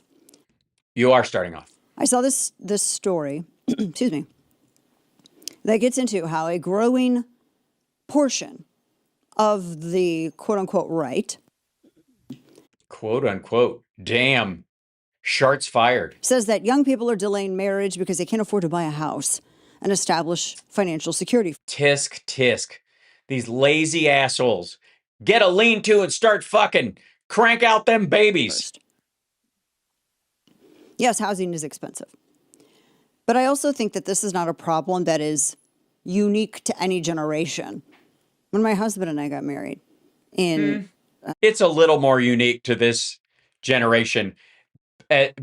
Wages to the cost of house. That's the big difference. Like it's always a house has always been expensive. That's why it's part of the American dream because it's aspirational and it takes a while to get there for the down payment to be able to afford it, all the stuff that goes with it, keeping the house up, all the things that go with the expense of having a house that you can't, have your landlord fix, shit like that. That's why it's aspirational. Always been, even during the Dust Bowl, you stayed in a tent until your Sears folding house showed up, and then you built it with your goodly wife and your 17 kids who were somehow older than you were, and you all lived in it and waited for the wind to come. 2000. It was. I mean, good grief. We rented. We didn't buy a house right away. We rented. Yeah, the right away part is the tell. Very few people own right away. That's not the point. Lana douche. Rented a property in Kirkwood, Missouri by I-44. And that's how we started out. So many other, in fact, a lot of boomers who my parents' age, my mom's age, started out like renting. So I think that there's a combination of things. And a lot of them didn't. Happening here. And one of the big things is a lot. So you have a growing segment of the right that's. Is she part carp? Watch it, Howie. No, those lips are natural. That occurs naturally in nature. If you have a strawberry allergy, if you enjoy the old Mexican Cokes in the glass bottle, and you become overzealous to the point where you're drinking it so much that your lips suck into the bottle, and then it has to be removed by a medical professional, and weeks later it still looks like that. It can happen. As young people are delaying marriage, but they're also looking at, I think they judge things differently than previous generations did in terms of what you get at. Don't be sorry, Howie. Don't be sorry at all. What age, how you should start out, etc. I think you should start out where you start. Call me crazy. Like a lot of the boomers, when they started out, they were renters, as I said, and it's sort of like cities, the ones in the cities, maybe the same formula. I feel like sometimes history's being retconned a little bit, but they get married and then they start out in life, and then they have. Yes, you don't start until you get married. That is true. Everything else is on pause until you don't have a life until a more solidified, a stronger base, right? You mean the having kids and having provider panic and working extra hard to make sure that your kids don't fall through the cracks, and that's what drives you to actually have a house as opposed to renting when you don't have kids. Which is one of the reasons why people start out renting. I mean, marriage would always come. My parents, when I was, my sister was 6 and I was 2, we moved 3 times in 1 year. We bought, rent, bought. And I think the house that my parents got finally in Peaks Mill was $19,000. No. Yeah. And ironically enough, 19% interest on that $19,000. Yeah. Before the mortgage.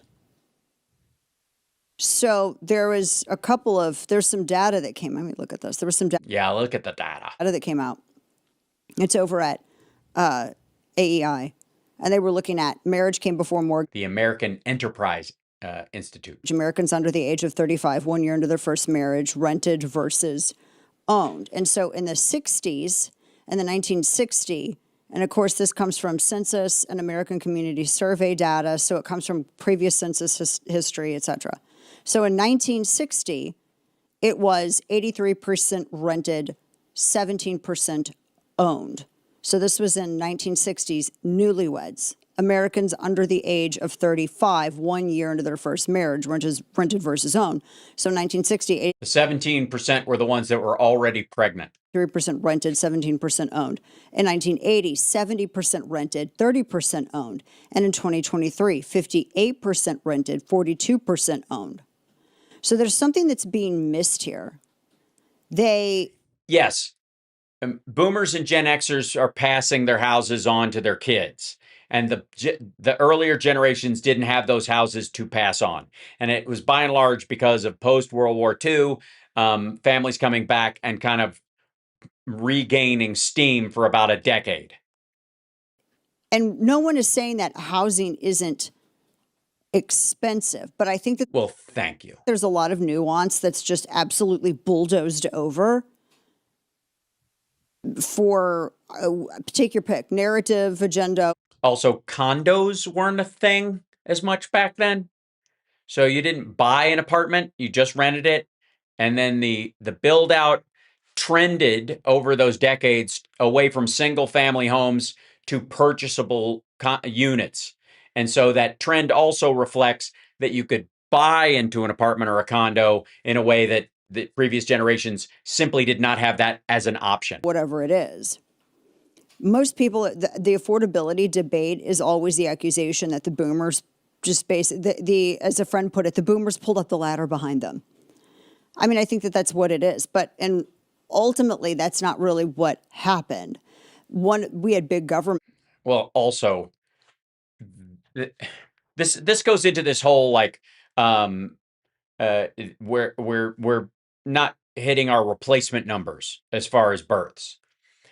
If you had a boom, eventually that boom is going to die down to a normal number. When that happens, your replacement numbers are going to be negative or under what they were because you're not replacing the boom. That's why they're called baby boomers. Because post World War II, there was a baby boom. And in the early parts of it, if everybody was like fucking before they went off to war, there was a World War II baby boom. If that's the reason they call it that, is because there's a more people in that generation. That's what makes it special. That's what made it stand out. That's where they got the fucking name. And if the next generations aren't reflective of another boom, the replacement numbers are going to be lower because that's the population setting itself back to normal stasis. That made housing. That's where all this like fertility being low and people aren't having as many kids and blah, blah, blah, blah, blah.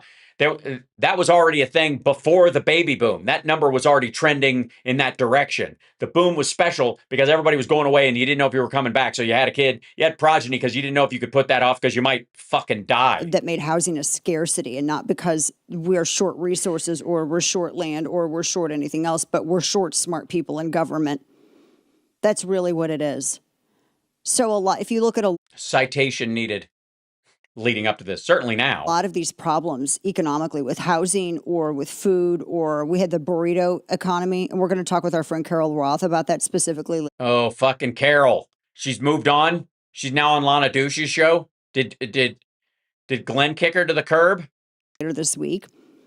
You can trace all of this down to not due to a lack of scarcity, not due to a lack of anything but smart people in government.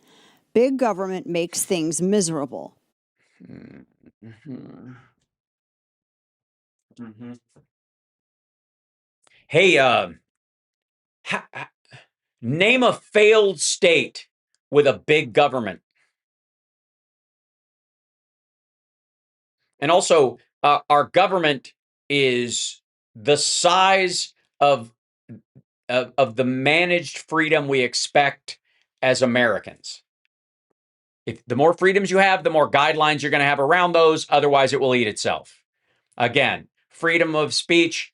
When you have something like that, guess what? You're going to have people hunting down child pornography. You know why? Because there are some people who are going to think that's their free speech, and it fucking ain't. Which is why I always come back to, why are some on the right wanting to, they think that they can wield government and use more government to make the big government better. Does that make sense? Yeah, they're lying when they talk about Democrats this way, that they're just liars, that an effective government is not bigger, and they're trying to undermine the sections of the government that would go after them. For example, Donald Trump just gutted the rules about shell companies, so you can hide who owns them, and destroyed all the records. Right? He's doing that to protect himself, while raising the quote size of the government in the military and in other ways, and ICE and things like that, to go after the people that he wants to, because all of his stuff about lawfare and weaponization of government is really just projection. I've never understood this. I was having a conversation about this with James Lindsay earlier. Because I have always, forever, and he just started using this analogy, and I'm very pleased to see everyone else also bringing back to everything to Lord of the Rings, particularly the One Ring. So you remember the One Ring. You remember Isildur, right? He was the king of men in Lord of the Rings, right? And you're right there you cut off Sauron's feet. You have the ring in your hand, and all you have to do is throw it in the fires of Mount Doom. And he's like, no, but I can wield it. I can wield it. She just burped on us. Did you hear that? That's nasty. No, but I can wield it. Ew. I hope that was a burp. Wield it for the common good. And then all the years later, when it's magical and intoxicating. Shut the fuck up. She's not talking about it's like, it's the welfare state. Shut up. Fellowship of the Ring gets together, and Boromir is standing there, and he's like, this is a gift. What are you doing? We can take this and use it. You can't, though. It represents many things, including absolute power, which corrupts absolutely. And there are always these big... Yeah, it's not a democracy. That's the thing about the ring. One ring to rule them all. Stupid. That's the problem. Republicans view government as a point to rule other people. Democrats are for services. Government is a service industry. Government factions of the Republican Party that think that they can also wield government similarly. No, they don't. Yes, they want to be monarchs. They want to rule. Realizing that that's ultimately the problem. It's too much government. Yeah, that's the problem. We have too many people chasing down serial killers. That's if we just left them alone, maybe they just nullify each other. Maybe a Dexter will rise up and clear the field for us. No one's saying jettison government. We're saying let's go back to the enumerated powers of Article 1, Section 8 in the Constitution. That's what those are, enumerated powers. I don't think a lot of people are aware of this, at least the ones that want big government. Oh my God, enumerated powers. The government doesn't do anything that the states can do themselves. Well, guess what? The burden is so high that the states will expand their government to match. And then they don't have the money to do it because crime and all kinds of other shit and environmental disasters are not distributed evenly according to the economic quality of the people that live there. Ask West Virginia. When you wield government beyond the scope of enumerated powers, you get problems. When you try to assume the power of state sovereignty, you get problems. When you try to expand government to fix things that the private sector... When you try to buy parts of Intel and give your sons no-bid contracts for drone defense companies that they made up out of whole cloth out of a fucking post office box in West Palm Beach. ...be fixing by being simply left alone, you create problems. When you try to use government to create societal ills, you get problems. Yeah, I agree. I do agree with you there. When you try to use government to create societal ills, that would be a problem, because I think it goes against its charter, especially that whole general welfare thing, to create problems. I think she means solve problems, but that's fucking stupid. There's a common denominator here. Too much government creates problems. Yes, that's why it would be too much government. That's the sort of the debatable part of it or whatever about too much. You guys seem to think that too much means we shouldn't have ATF stopping people from having machine guns in shopping malls. Reagan knew it. No, he didn't. Coolidge knew it. No, he didn't. But some Republicans today... Reagan wanted Star Wars and an increasingly bloated military. He's fine with government spending. His priorities were just shit you agreed with. Do not. Expensive shit, by the way. And this is what I come down to. The other big thing that popped off over the weekend was the soundbite they came off. Now, I'm going to make very clear that I do not have, because you have to say this to pay the troll toll. I don't, and when I do, I will let you know.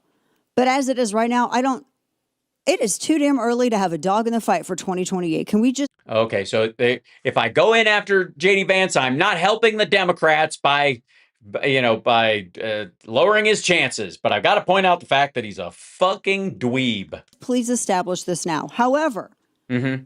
Vance is running. He's already started. Yeah, it just doesn't look like running because he's such a dweeb. He's already been fundraising. That man is running. He'll tell you no, but he's running. He's making the rounds. When you're not seeing him in DC, he's making the rounds. That's a fact. Bank on it. He's running.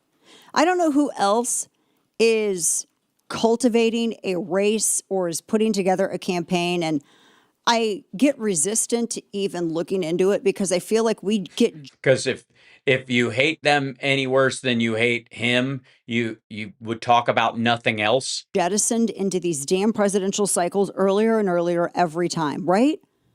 Every time it's like we're shoved into them months early. Oh yeah, now tell me how AOC is the lock, and you're going to start running against her right now. Like normally, normally it doesn't pick up until like the springtime before the election later that same year, right? No, not really. Trump started running really early, largely because the feds were knocking at his door, and he thought, well, they can't arrest me if I'm a candidate for president.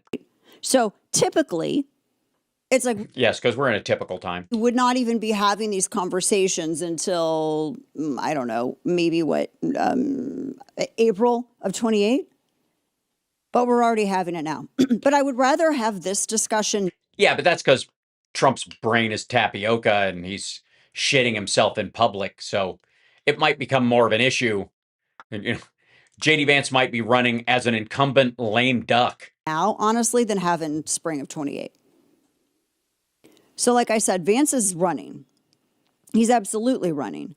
And there are a couple of things to point out here with this. Mm-hmm. The first is that this video that came out over the weekend, wherein he was talking about, and I listened to the entire discussion that he had, not just the clip. I listened to it several times. Then I went and listened to everything else that he has said about this, which we're going to unpack this week. There's tons of videos, tons of written word, tons of speeches that he's given where he has talked about this, about this doesn't sound good. eliminating the dollar as the world, the reserve currency. And I'm very much against that for very obvious reasons. And you could sit here and talk about Triflin dilemma. You could talk about, every other scenario. But the bottom line is that it is an absolute protection. I want to play the clip first because this went viral and it kicked off a big old thing over the weekend. A big old thing. What is this? Cut 4 is this? That's the one. Particularly, yeah. Let's play cut 4 because he's talking about ending the dollar's position as the global reserve currency. Yes, straight up orders from Peter Thiel. Listen. That's exactly right. And by the way, I'm this is like maybe super heterodox. I am not sure that I think the reserve currency is actually good for the United States of America. I think there is a good argument that reserve currency status is akin to coal in Appalachia. It's a resource curse, right? It allows your consumers to consume very cheaply, right? Oh, you fucking consumers. This is all your fault. Buying stuff, feeding yourself, you assholes. That's been the story of the American economy for the last 15 or so years, even before that. Yeah, I would say before that, yeah. Is we can just borrow basically in an unlimited way because we have the reserve currency. You didn't like that? You don't think that's going to be the...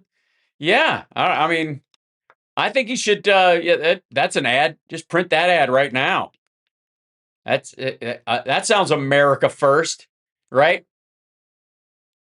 Don't worry. He'll start pushing AmeriCoin before you know it. So this is a problem, I think. Really, you think? I saw this, and actually that's literally what I said. I was like, what in the world? Because it's not a curse. The global reserve currency is not a curse. Yeah. It is not a curse. This is a result of our absolute economic dominance. Our dominance, our stability, our freedom. When everything in the world goes to hell, you want everyone running to the dollar, right? Sort of. For example, when the $6 billion was transferred from the South Korean bank to Qatar, and I think $1.8 billion that we were paying interest on was transferred to the Iranians. It was done in Swiss francs.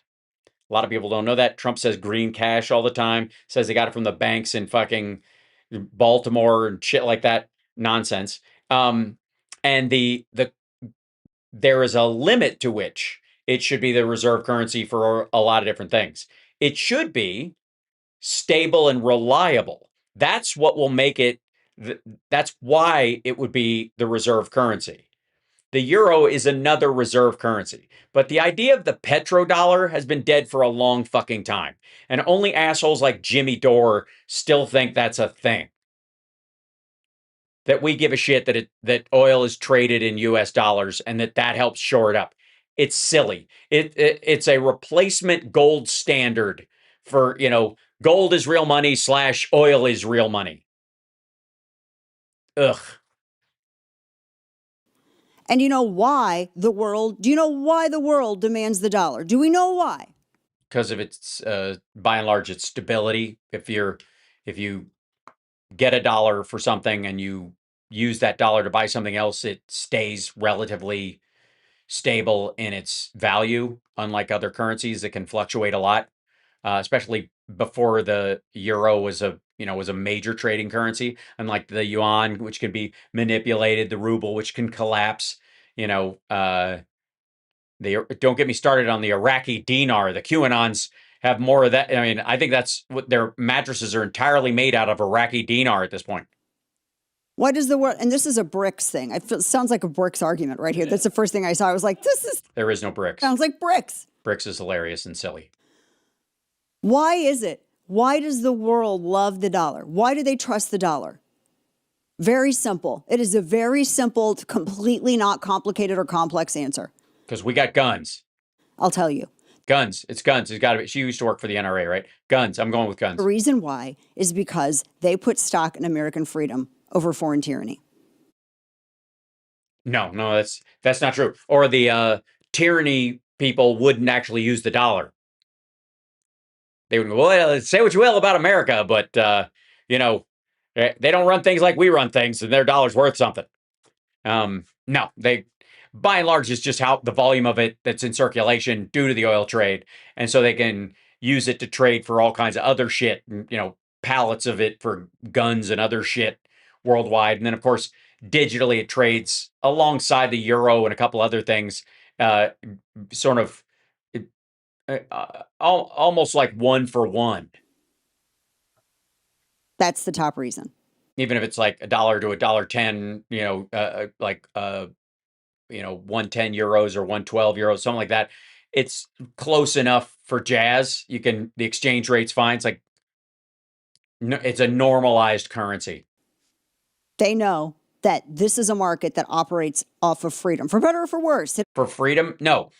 Freedom ain't the thing. Guess what, asshole? There's a lot of places in the world that operate on freedom, and a lot of people get their brains blown out over a pile of cocaine. That's about as free as you fucking get. The reason is because of the SEC, and in theory, the Treasury. And even though our debt has gone up, if our GDP hadn't gone up with it, as we transition from a manufacturing and production state to basically a middle management fintech state, that dollar, the flow of it is reliable. That's why. They don't give a shit that we're free. Are you nuts? Is that why they buy Russian oil? Operates off of freedom. It's not manipulated by a party. It's not manipulated by a government. It's not manipulated by a tyrant. Yes, you can take Again, manipulation of your currency is not the same thing as the freedom in it. What she's trying to compare it to the yuan, because the Chinese can just decide any day what the fucking yuan is worth and they can devalue it. So you can't really invest in it because it might be worth a bunch tomorrow when you need to get it out, or it might not at all. So, and that's where the potential crash from the debt worries people, and why we worry about the credit worthiness of the United States going down is because that would lower the dollar. And if you've got a bunch of dollars, they wouldn't be worth that anymore. And so if you need it, and you're counting on it in 5 years and 8 years and 10 years, that's why the yields on all these bonds matter. You want something stable for those kind of things, and the dollar has worked. Exception to certain things, but using it as a universal statement is illogical. So why in the world would we apologize for our dominance here? Why in the world? And by the way, again, I listened to the whole video. Oh, he's not. This has nothing to do with world dominance. He and Peter Thiel and that crowd think they're the dominant party, and they want crypto to replace it. They don't want any currency dominant because they don't want to be under the control of anybody, and they don't have to ask anybody for comparative value. That's really what it is. And there's also this way of like, how do you solve the debt issue that Trump has run up? Well, you undervalue the dollar for a while.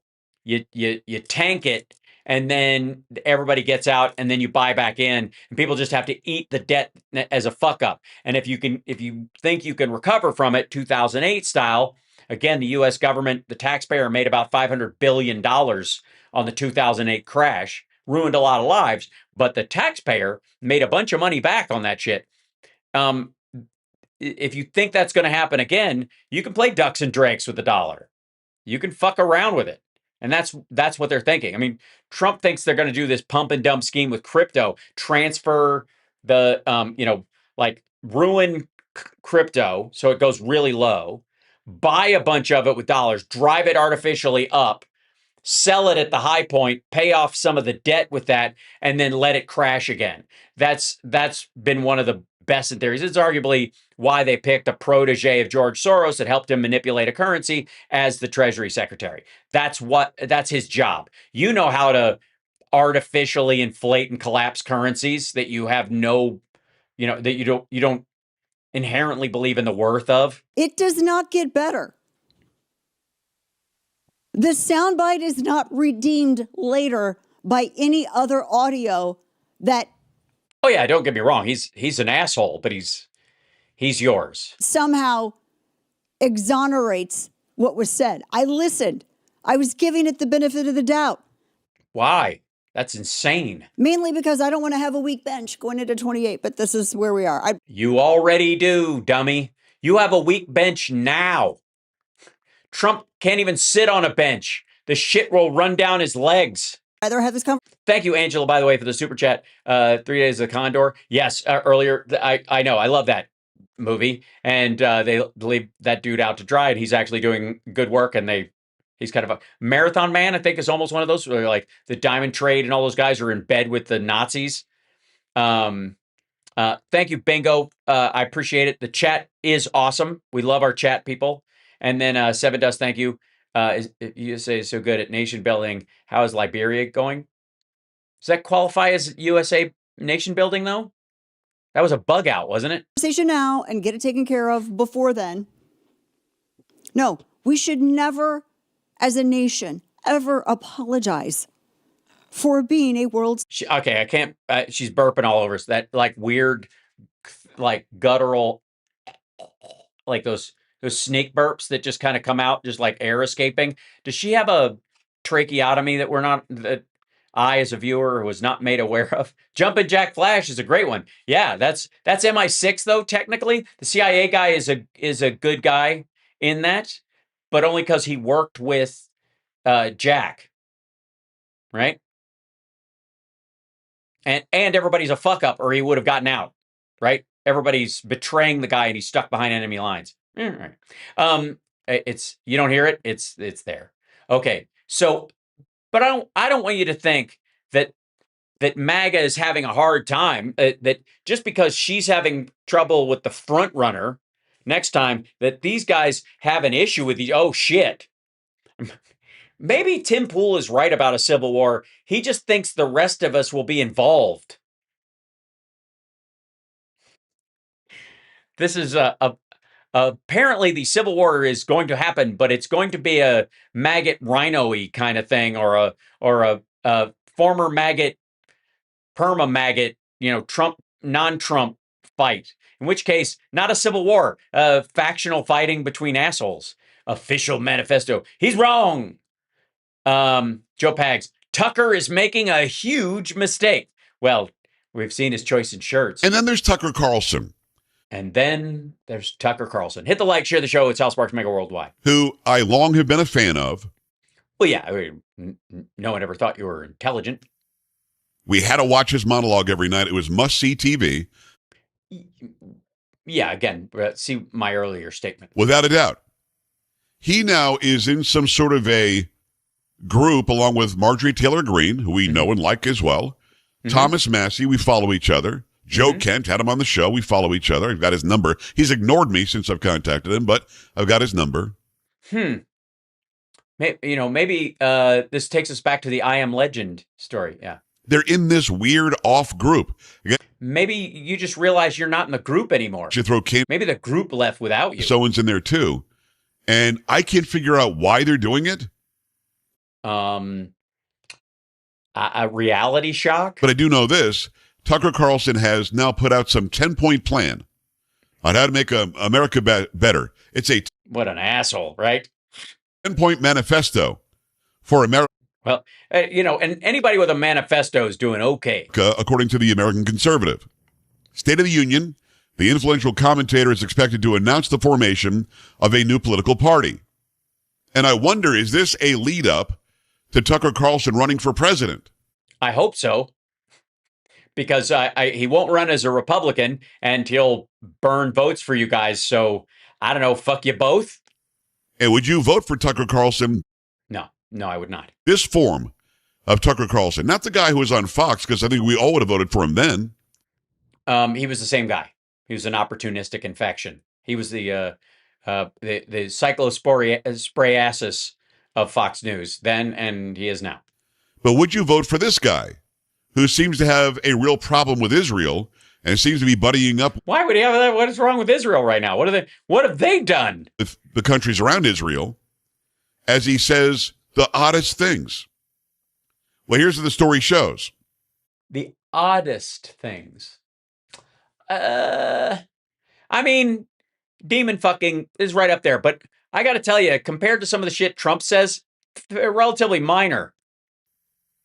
Tucker Carlson unveiled a 10-point vision for the United States on yesterday, deepening his split with President Donald Trump and fueling speculation that the podcaster and former Fox News host will create a new political party. Also, what deepens the split? Using words like integrity or something? Nearly 2-hour live stream. Carlson said that both parties have colluded against the population to make their lives better and our lives worse. Instead, he argued America should be, one, fair, with its laws applied equally. Obviously, that breaks him with Donald Trump because life isn't supposed to be fair. Ask Vladimir Putin. And fast racehorses create fast racehorses, and some people are born with low IQs, and usually he tends to peg that to skin color.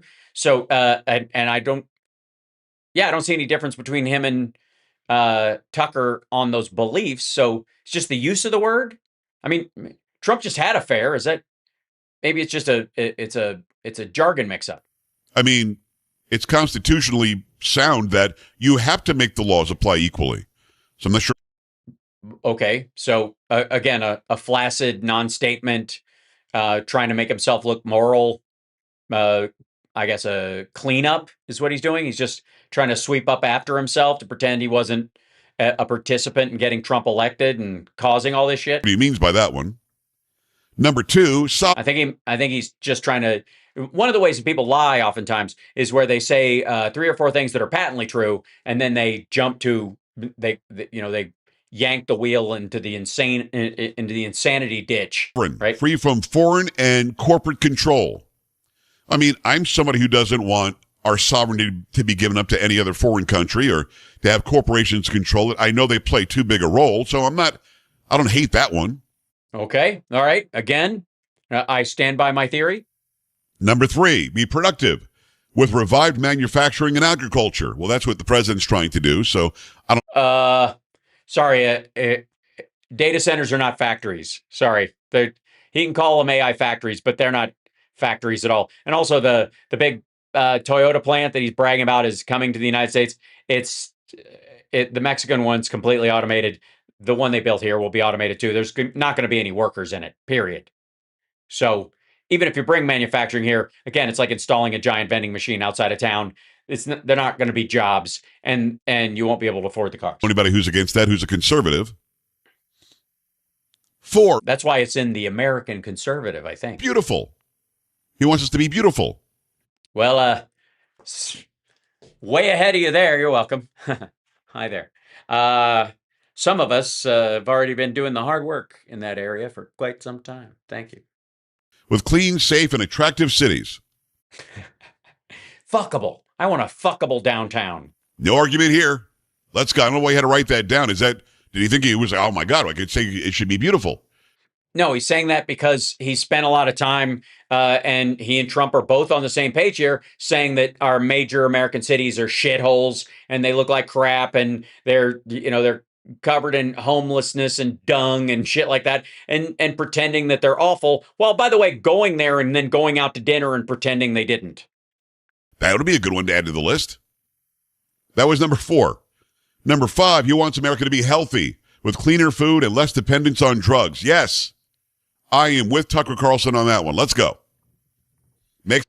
The president is on drugs and he eats shit. Sense to me. Thank you, Steph Ladder.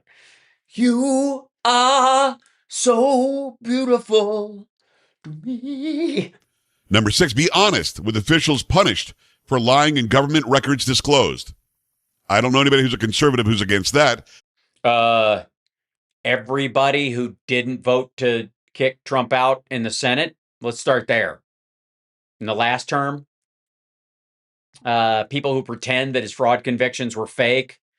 People who, like yourself, who say Biden crime family all the fucking time when they couldn't find any crimes other than the addiction-related crimes of Hunter Biden, but certainly none of it had to do with taxpayer money, government, oversight, policy, any of that shit. Meanwhile, Trump is handing out no-bid contracts to his sons and just had his own little FinSec company declared a bank. I think the liberals love the lies. I mean, the people that are winning, the DSA people that are winning, they're lying their faces off. They are lying about who they are, what they like, what they don't like, what they stand for, what they would do. They're lying once they get the power, and then they do whatever they want. You mean like Trump? Just look at Mamdani in New York. Just look at Donald Trump right now. No new wars, no lawfare, fairness, common sense. Number 7, we should be optimistic. Okay, that's a policy. Encouraging Americans to have children as a basis for long-term thinking. I don't know what that means.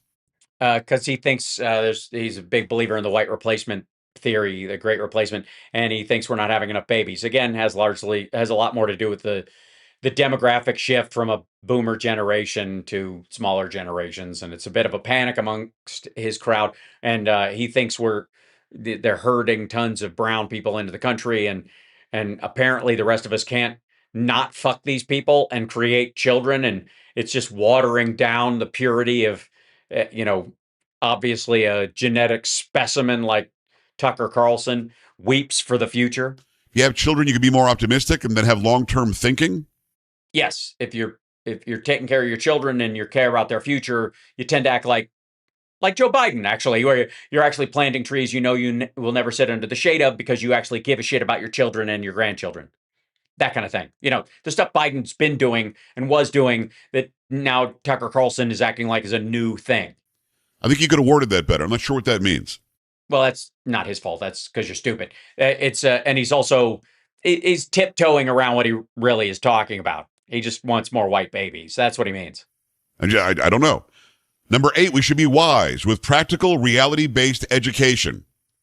That means he wants to rewrite history and expunge some of the bad stuff and pretend that didn't happen and live more like cultures that have oral traditions. Let's just tell jingoistic bullshit stories around a campfire that we never did anything wrong. Yes, I think the Department of Education should be disbanded completely. Well, if you do that, then the states can do whatever the fuck they want. So you wouldn't have any federal oversight over any of them, and you would not be able to limit California and New York and those states. That control is why Trump doesn't want to get rid of the Department of Education. Save that money, send it back to the states. The states should raise their game and make sure public school is. If they send the money back to the states, it will all go to California and New York. The red states don't have any fucking money. The Department of Education is almost, these days, besides providing special education, which is its biggest mandate, it's shuffling taxpayer dollars. It's the redistribution of wealth from the blue states to the red states to pay for their education systems because they won't do it themselves. Is a real education, and also make sure that you allow for all sorts of competition. Competition always makes things better. Okay.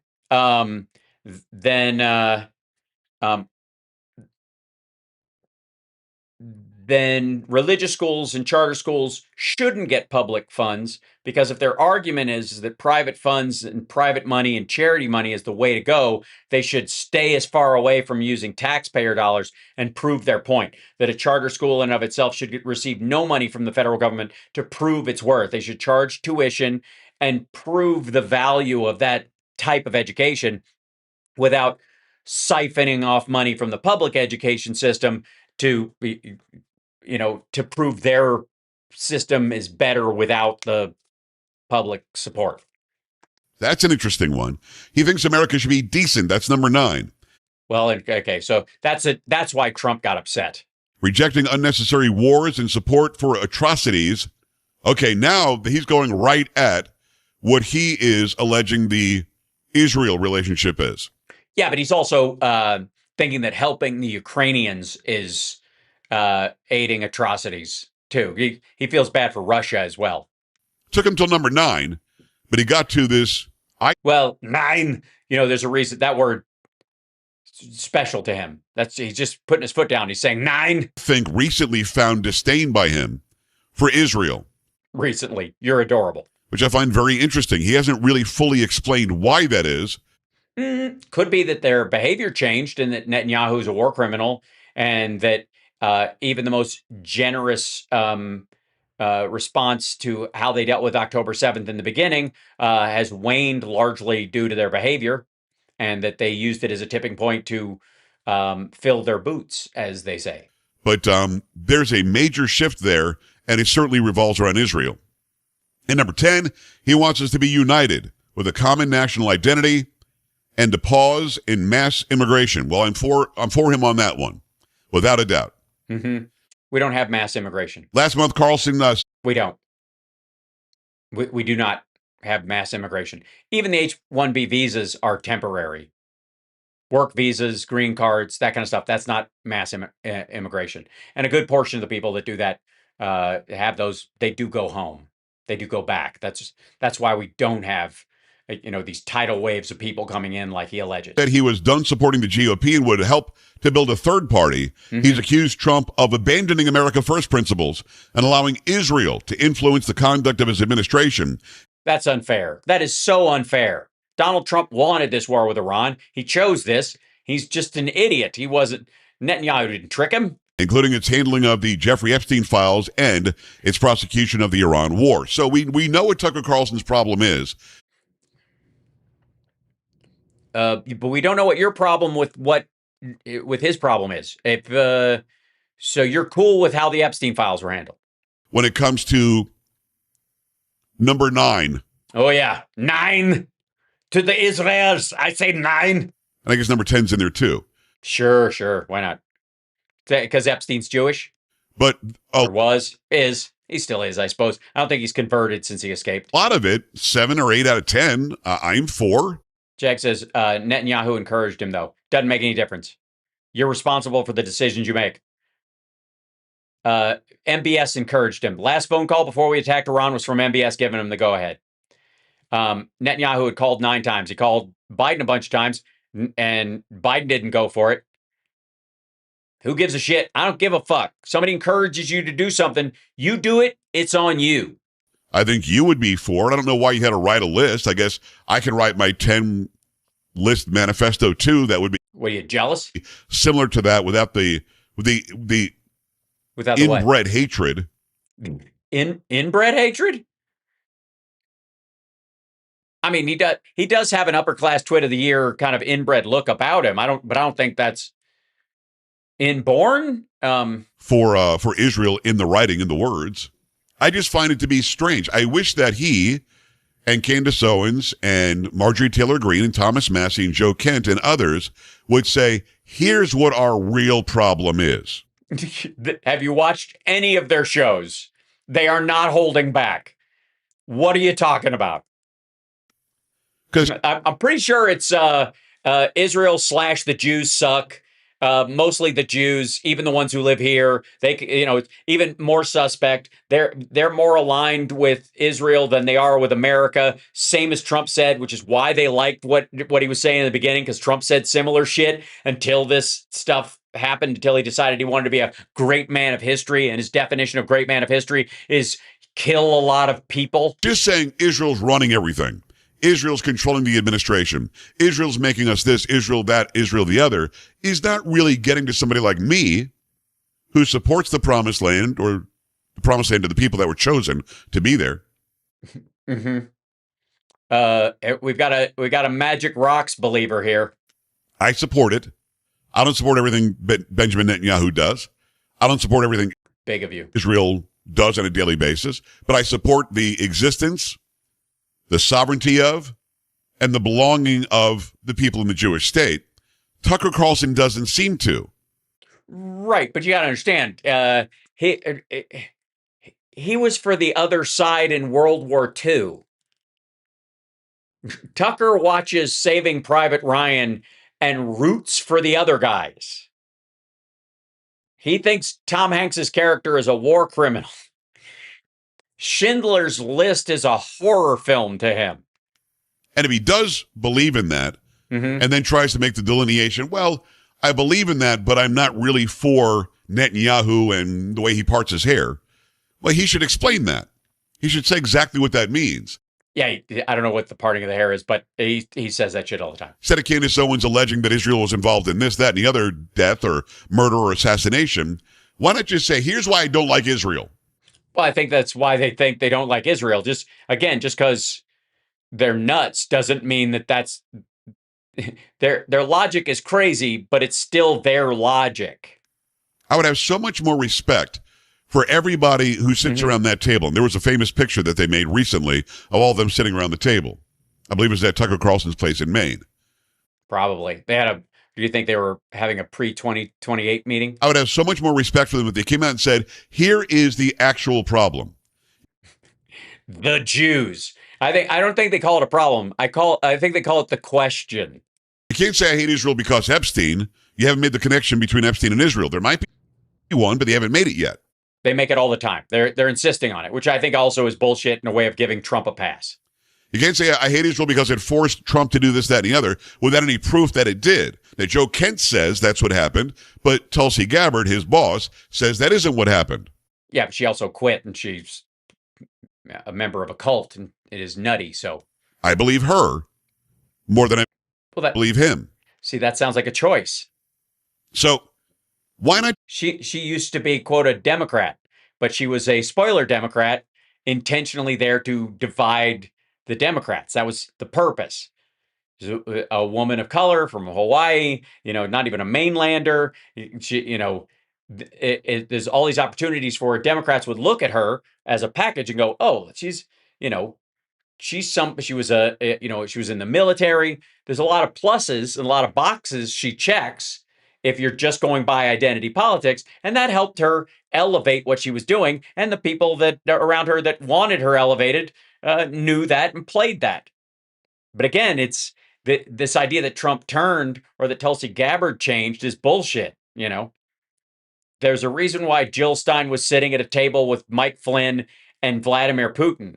It wasn't because they changed later. Just come out and say it. Instead of being so sort of out of each side of your mouth, I'm going to make another party, and here's a 10 list or a 10 item manifesto that we should all fly by, and we can't support the GOP. It's a clear division of the right in this country, and I just don't know why they've done it. I literally asked Josh what he thinks the motivation is for these people to do this. Tucker Carlson's got his 10-point plan now. Candace Owens is still, I guess this is Josh, unable to pronounce most words, and she's still out there against Erica Kirk. For some reason, there's allegedly going to be a debate between her and Andrew Wilson at her house in her basement or something. There was, actually. I think I don't have time to cover it tonight. Shit. Time fucking flies. Sorry, I didn't realize I've gone as long as I beg your pardon. Kyle Kalinske, I'm looking at you. He and Crystal Ball endorsed Jill Stein. Yeah, Kyle did for sure. Yeah, no, Kyle's an accelerationist. He thinks if you burn it all down, he's going to be fine. You know, he'll warm his hands on the fire of everyone else's lives. Typical, like, upper class white kid revolutionary who will never feel the impact. Not ever. Get worked. Yeah, that's what happened. I got worked up in the beginning, and the first hour just evaporated. I apologize. And the extra time is good. I will not be here tomorrow. Just fair warning. Last week, Summer's blood work was such that it didn't look like it was a good idea for us to go out of town for a day and take a day for ourselves. And she went and got her blood tested again, talked to her doctor. She's okay. So tomorrow we're going to go on a day trip, and I will be here Wednesday, but we're going to just take a day. So I hope that's okay with you guys. We couldn't do it last week, like I said, on her birthday, which was last Wednesday. So we're doing it tomorrow. And it wasn't official until like about an hour and a half ago. 3 hours ago. Now I'm looking at the clock, but we're gonna go just out of town for the day, and we'll be back tomorrow night. Like leaving early and coming back, and it's just a break she needs and I want to take with her. So, boss, I appreciate you giving me time off for the day. And I know in this kind of job we don't take paid vacations. It's a time to make the donuts kind of a gig. So we will. Yeah, we're just going to Disneyland for the day and coming back, just so we can get away and stuff. And that's what she wanted to do. So that's what we're doing. And I love it. And we'll have a great time. And just a short trip, because we got a lot to do here and whatever. But that's what we're doing. So I love you guys and I appreciate you. And I'm, sorry I won't be here tomorrow. There'll be plenty to talk about on Wednesday. I have no doubt. And, the extra hour tonight, and then Steph's show this morning, especially me being on C-SPAN 2. I felt so, it was like being on ESPN 2. I felt like a professional Pong player. And I don't mean ping pong. I mean the video game. So yeah, thank you. Boo, you suck. Yeah. So I appreciate you guys, and you guys are the boss. So I appreciate you guys giving us the day, and I will see you guys on Wednesday morning for the morning show. Phil will be joining us. I don't know who else we'll have as a guest. Who can say? It might be a surprise. I think our dear friend Bob Seska is going to come on Friday, if he can make it. He had to move so fingers crossed he ends up being able to do that. And then the weekend after that, I think, is it? Yeah, weekend after that, I've got Nerd Halen stuff or whatever, but I will be able to do some of the shows in interim while I'm out and about. But yeah, that's the thing. So tomorrow I will not be here, but I will see you guys on Wednesday. Appreciate it. I hope you enjoyed Motang Monday. I know it enjoyed you. Hit the like, share the show, etc., etc. I would love for it to be Hunter Biden. I want to get him on the show so bad. I think it would be a great thing. So fingers crossed. Oh, thank you so much, Brenda. All right, that means a lot. Just subscribe if you would. Help us get our numbers up. We're creeping up there. We're creeping up there. Because of the creeps I have to deal with on this show and in the clips. But yeah, hit the like, share the show, etc. And I will see you guys then. I'll let you go. I got to go eat something. Jesus Christ, it's been a day. I will at some point catch you guys up on all the honeydew list stuff that I do, and I'll give you a little tour of the space.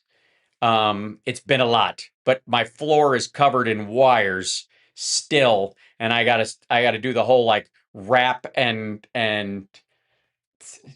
secure thing to get things out of cat zone so that I don't have cats batting at my wires underneath the desk and all that stuff. So, yeah, there we go. So anyways, much love, and I will see you guys later. Take care of yourself and take care of somebody else. I'm gonna, yeah.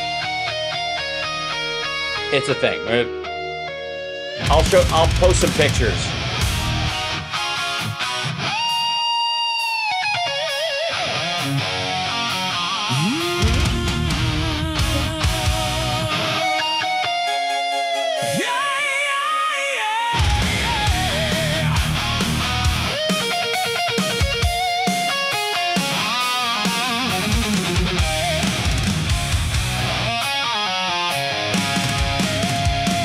Thank you guys so much.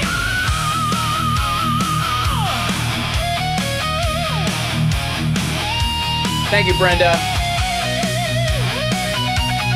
Thank you, Seven Dust.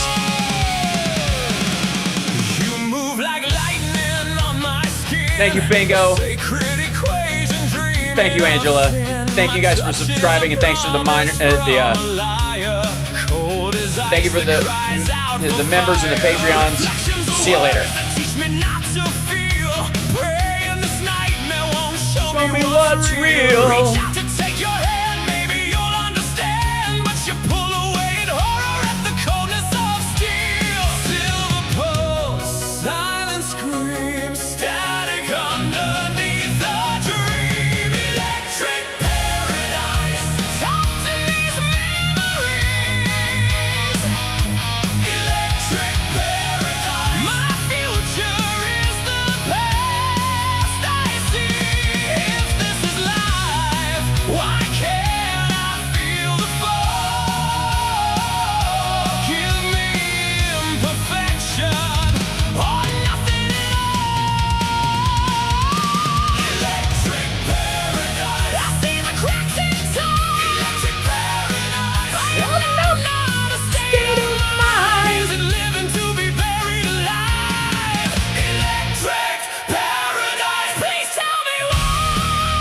I'm gonna have to make a video for this one too.